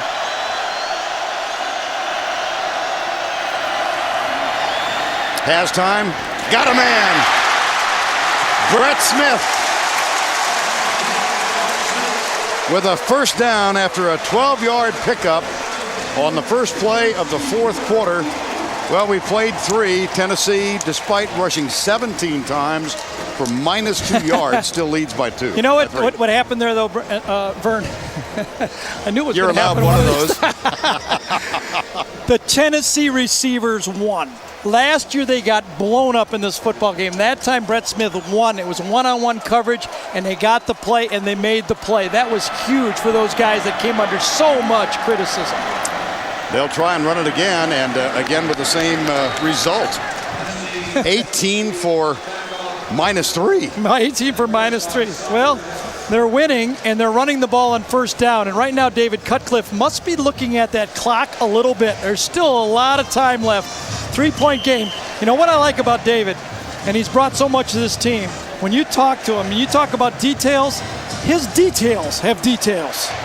There is no gray in this offense anymore.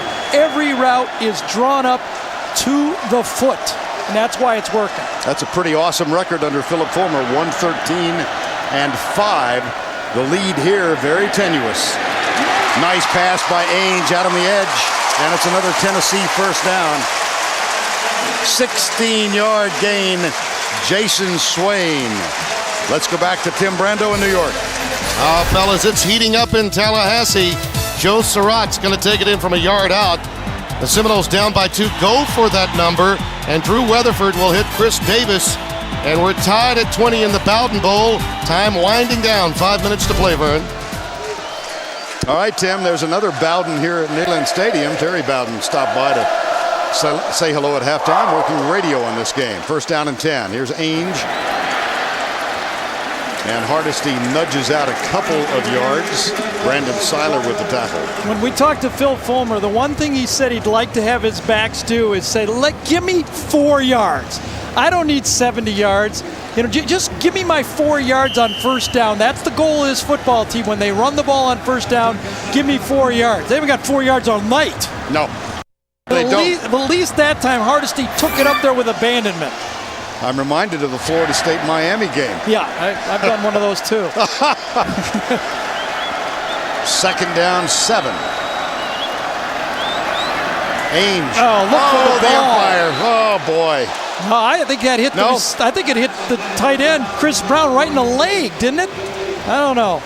Chris Brown was not looking for the ball as he was crossing the line of crossing the umpire.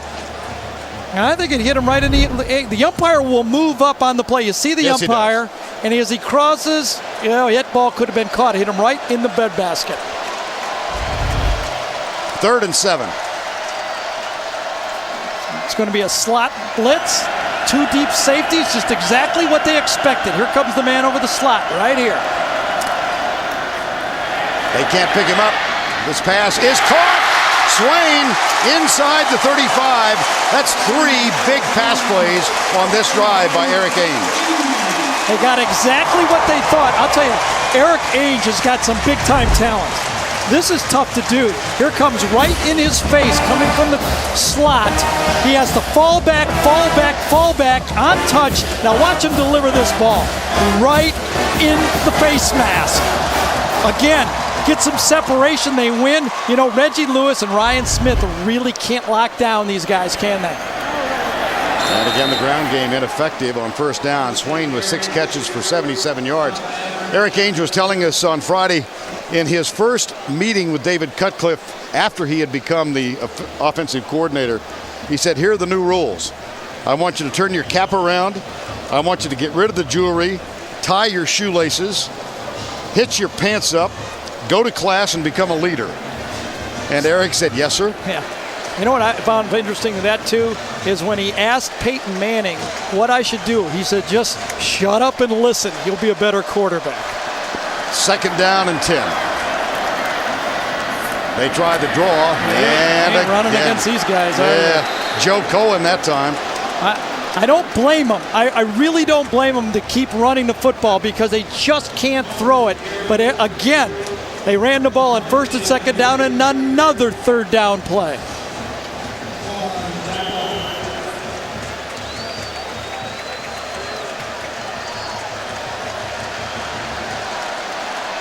3rd down and 10. Same routine. Give the foot, look over to get the play. David Cutcliffe is actually calling this play from the press box. And the snap. Ainge rolling out. Threw it behind an unready receiver. Yeah, and I don't think that would have picked up the first down either. I think that was LaMarcus Coker, the tailback that time. Oh no, it was, I'm sorry, Eric. Came out there and you see the receiver is just going to turn up on the play. It's really not anyone's fault. That's what happens when you try to do that. That was Chris Brown again. Both times, a little miscommunication, but that's what happened. Credit that one to good defense by Florida, flush him out of the pocket. Well, from 51 yards away, here's Will Hoyt. 2 years ago, he missed an extra point. Don't have enough players, Vern. Uh-oh. Here he comes. One of the special teams players hurries on. Boy, it was poor Chris Brown again. He's hit 2 from 51 in his career. Snap is high. Kick, maybe. Yes!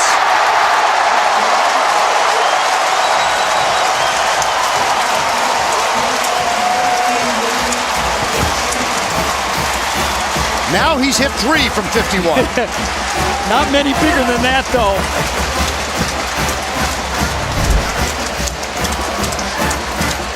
From 50 yards, your miss factor is so small because if you're 1 degree off, that ball is not going to make it, and Will Hoyt puts it through. James Will Hoyt, a senior, a sports psychology major. Eric Ainge helped will it through.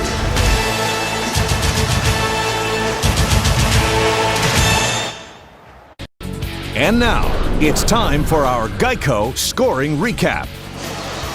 Opening score of this ball game, Chris Leak with a 21-yard touchdown pass. Jamel Cornelius, Florida up 7-3. Then James Will Hoyt with a 36-yard field goal, cut the margin to 7-3.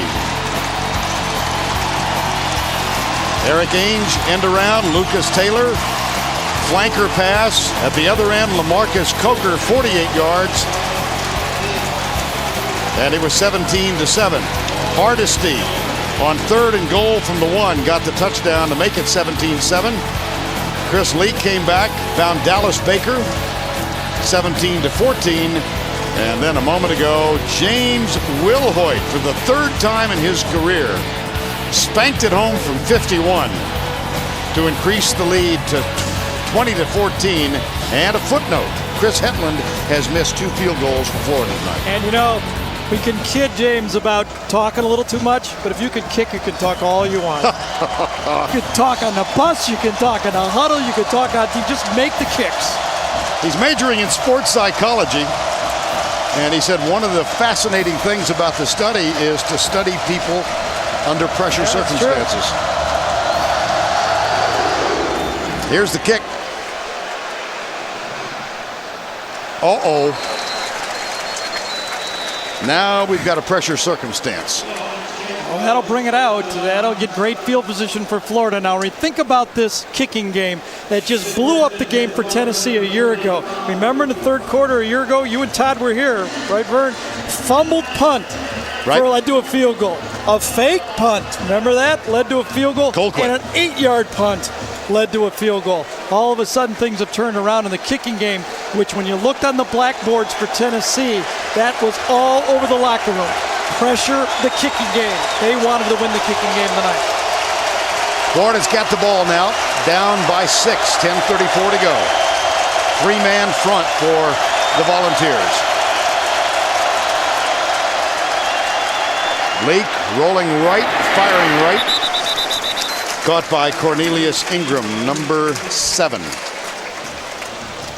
It's premiere week on CBS. Don't miss the hottest premiere of the season when CSI Miami takes you to the sexiest place on earth. Monday on CBS, America's most watched network. 2nd down and 8.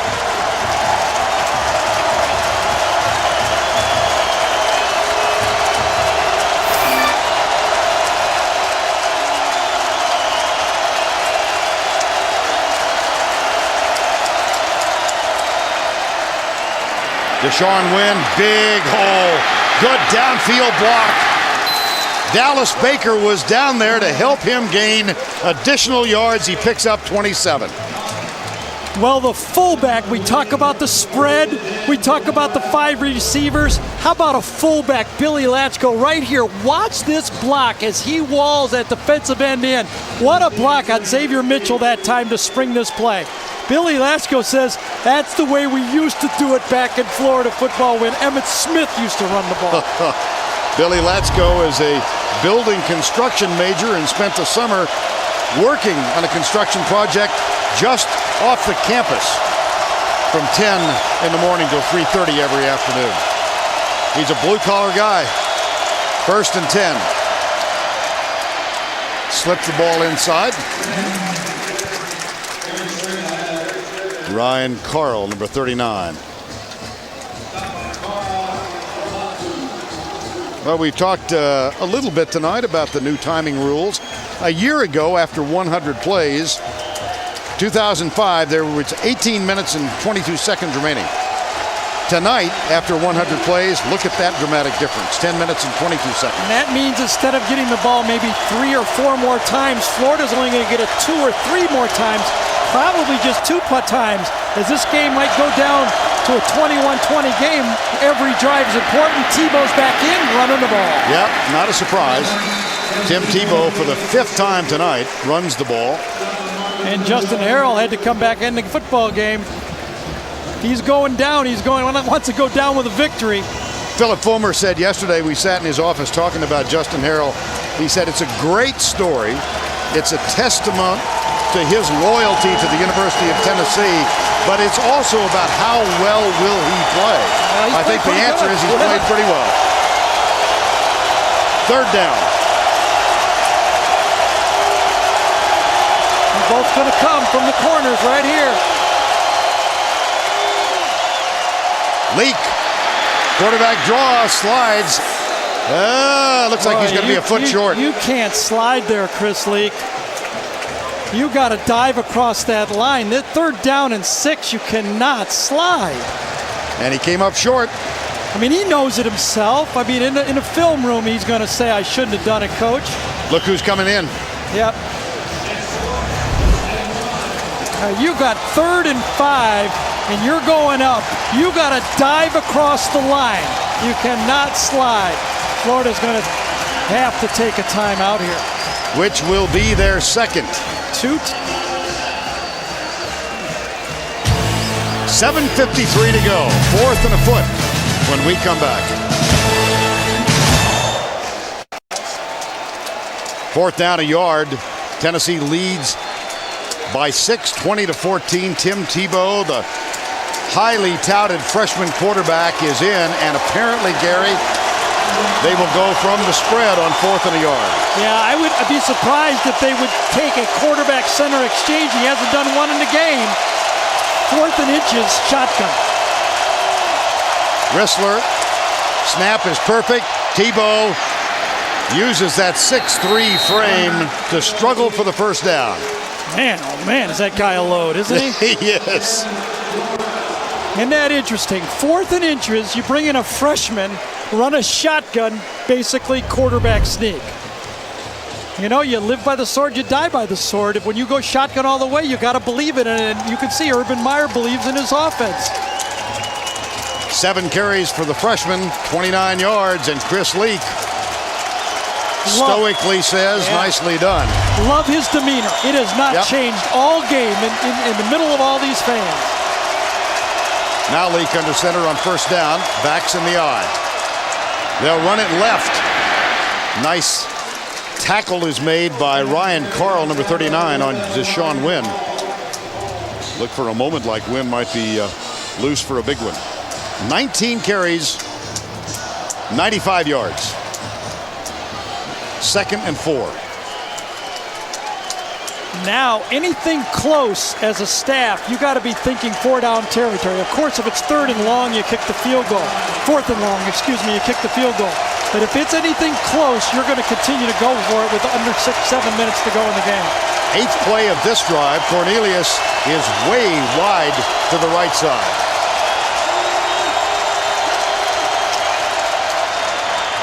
Play fake, Leak pulls up, got a man wide open. A defender slips, and Dallas Baker has a touchdown. Second time tonight, 21 yards. Same exact play from a different formation that they ran before. Chris Leak rolled left and threw back across the formation. Tennessee had a gimmick defense on, and they had the perfect call. That is good coaching. They knew that defense was going to be on. Antoine Stewart, number 24, was the man who slipped the defender at the 5-yard line for the lead. Hetland. And Florida's back on top. 21-20. Same play as before, 2 tight ends before, but Leak is going to come out this way and Baker's going to cross with 2 guys going the opposite way. Watch as Tennessee becomes discombobulated again. They pass off players, playing quarter, half. That's what they're playing on that play right there, and they had the perfect call on the play. That means half the field was playing man and half the field was playing zone, and they had the perfect call on. That's why those coaches stay there until 1 o'clock in the morning. They had the right call on. Chris Leak gave way to the freshman Tim Tebow on the 4th down play, then came on and threw the touchdown. Gators by 1.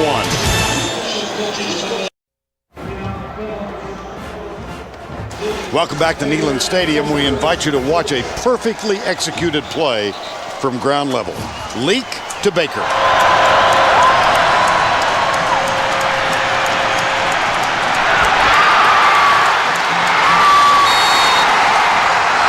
Mighty pretty.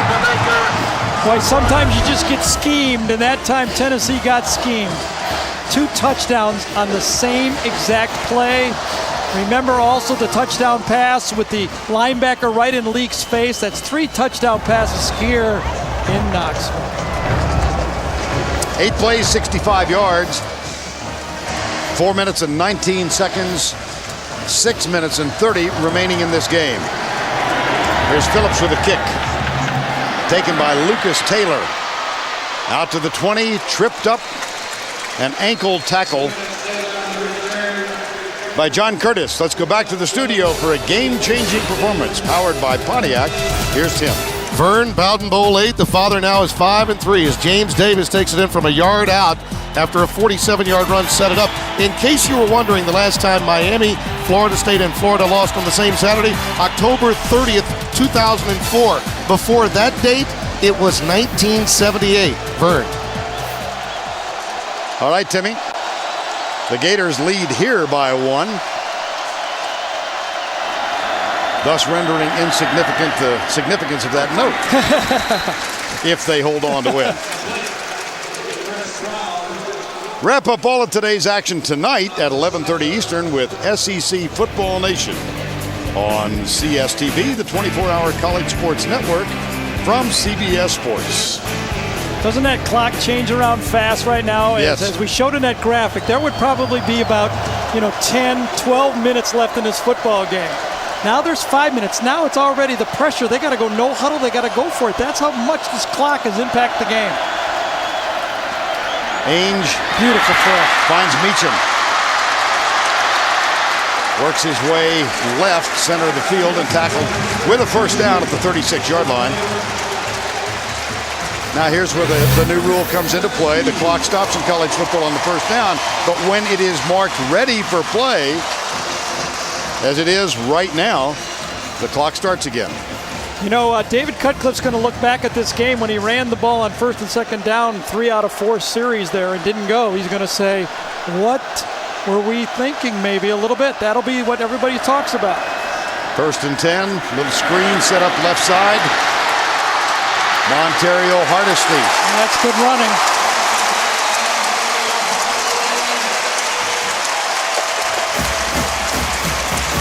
$16 yards, first down. Very simple slip screen to the wide receiver. Florida's putting plenty of pressure on up front. They're going after the quarterback. Get the ball into your playmakers. Hardesty takes it up and delivers punishment with it. Right now you're looking at field goal position within maybe 20 yards. First down and 10 from the 49. Right side, caught. Oh, he needed to come to the right. Called him down. Yep, called him down. Brett Smith.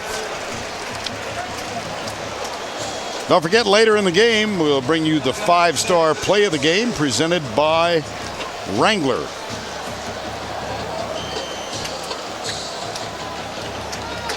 For my many years of watching this game, I think that Dallas Baker touchdown catch. Smelled it out, It has a chance, yeah.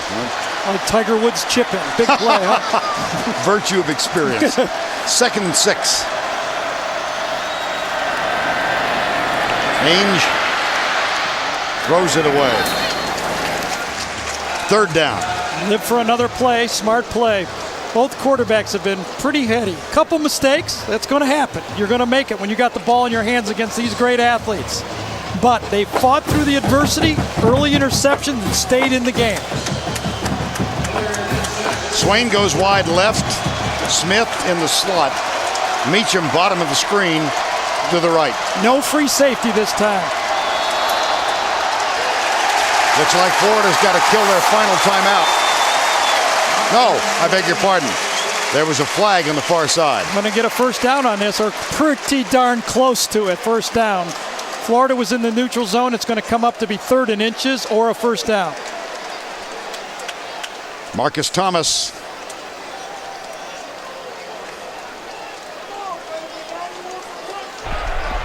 Offside on the defense. 5-yard penalty. Still 3rd down.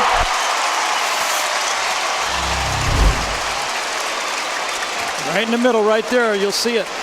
They're faking the blitz or they're coming. Don't know for sure, but Marcus Thomas went a little too far on the fake. 3rd and 1 instead of 3rd and 6. At the 40. Quarterback sneak. Ainge appears to have enough. I haven't been watching quite as long as you, but I like 3rd and 1 better than 3rd and 6. Yeah, I think so. We'll see, between the two of us. Yeah, we got it covered. What a perspective on this game. Boy, that clock just keeps crawling. I've been in so many games like this. Feels a lot more like an NFL game than a college game now with the new clock, I got to say. Clock is stopped.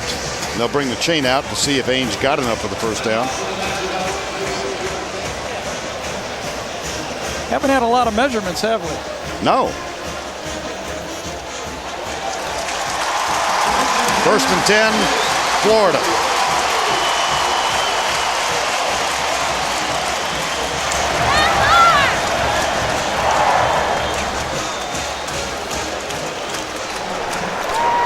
Florida and Tennessee battle. This is 10 out of 11 years that they have opened SEC play against each other. The one year they did not was because of September 11, 2001. 1st down and 10. Play fake, blitz, Ainge. That's going to be intentional. Yep, absolutely. Brandon Seiler was unimpeded. You know, that's surprising. We haven't called Brandon Seiler's name a lot in this football game. He's their leading tackler, one of the great players on that defense. But when a play needed to be played, and it's a blitz everyone knew was coming, they've been running the same blitz all game. Tennessee just opened up and cornered him in. On the offense, foul is a loss of down. It's followed the foul.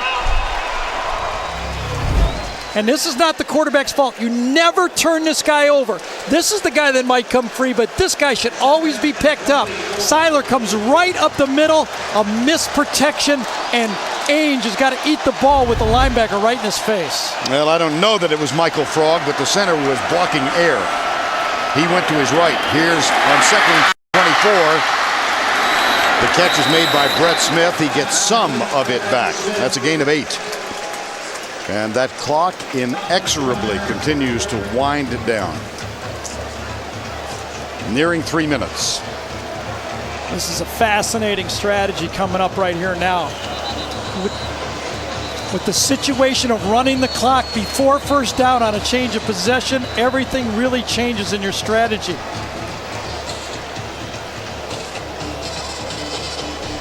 Time called, Tennessee. That's their 2nd. Each team, 1 timeout remaining.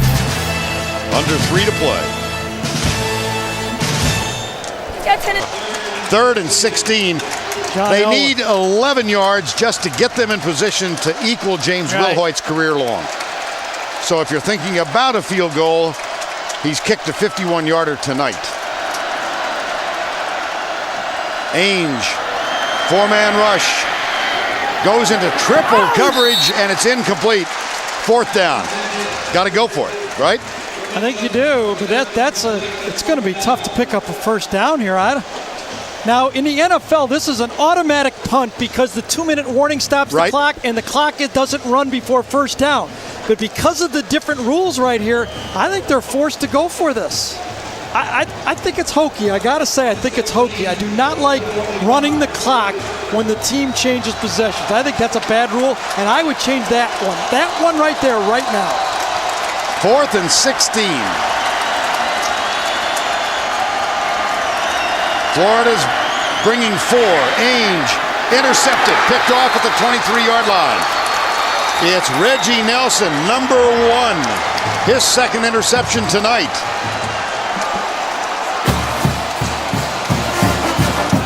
Nothing you can do as a quarterback here. You got to throw the ball. You got to get a 1st down. You got to throw the ball at least past the 30-yard line. You know Florida's sitting on that almost like a goal line. You throw the seam. You hope you can stick it in there and really take your chances. That was all a factor of that sack on 1st down that Brandon Seiler got. That just really was the football game. On the Florida side, there's Charlie Strong on the left, the co-defensive coordinator. Greg Madison, his counterpart. Jarvis Moss. This is a team that lost 3 big in the SEC on the road last year. They've got it on downs. Handoff, Deshaun Wynn. Good job by Chris Leak. He snapped that ball with 2 seconds on the play clock. He took all he could out of it. Tennessee uses their last timeout. So the clock stops with 2 minutes and 16 seconds remaining. We'll be right back. Now it's time for the 5-star play of the game presented by Wrangler. With the call, here's Mick Huber of the Gator Radio Network. Leak in the shotgun. Takes the snap, fakes the ball to Win. Leak standing back looking to throw. Fires the ball to the right side. He's got a receiver. There's Dallas Baker to the 10, to the 5. He's in for the touchdown. Oh my! Dallas Baker is your touchdown maker, and the game is tied. We've got 20-20 vision. Extra point was good by Hetland, and Florida reclaimed a lead of 21-20. We have 2:16 to go. Chris Leak, Urban Meyer, the whole staff reminds their team now. No penalties, offensive line. Hold on to the football. Don't go out of bounds. It does, though, Vern, look like they will have to punt the ball before this game ends. Handoff on 2nd down, Deshaun Wynn. Thinking back to that interception, if they punt the ball, remember that ball in an incomplete pass would have come all the way back to the 45-yard line, ended up on the 21. That's 21 yards. Yep. 3rd and 7. There's too much to think about it. This is ridiculous. I love watching your calculator. I know. work. I'm going.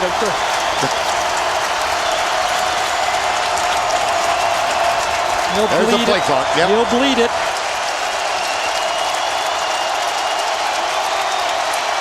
.135 on the game clock.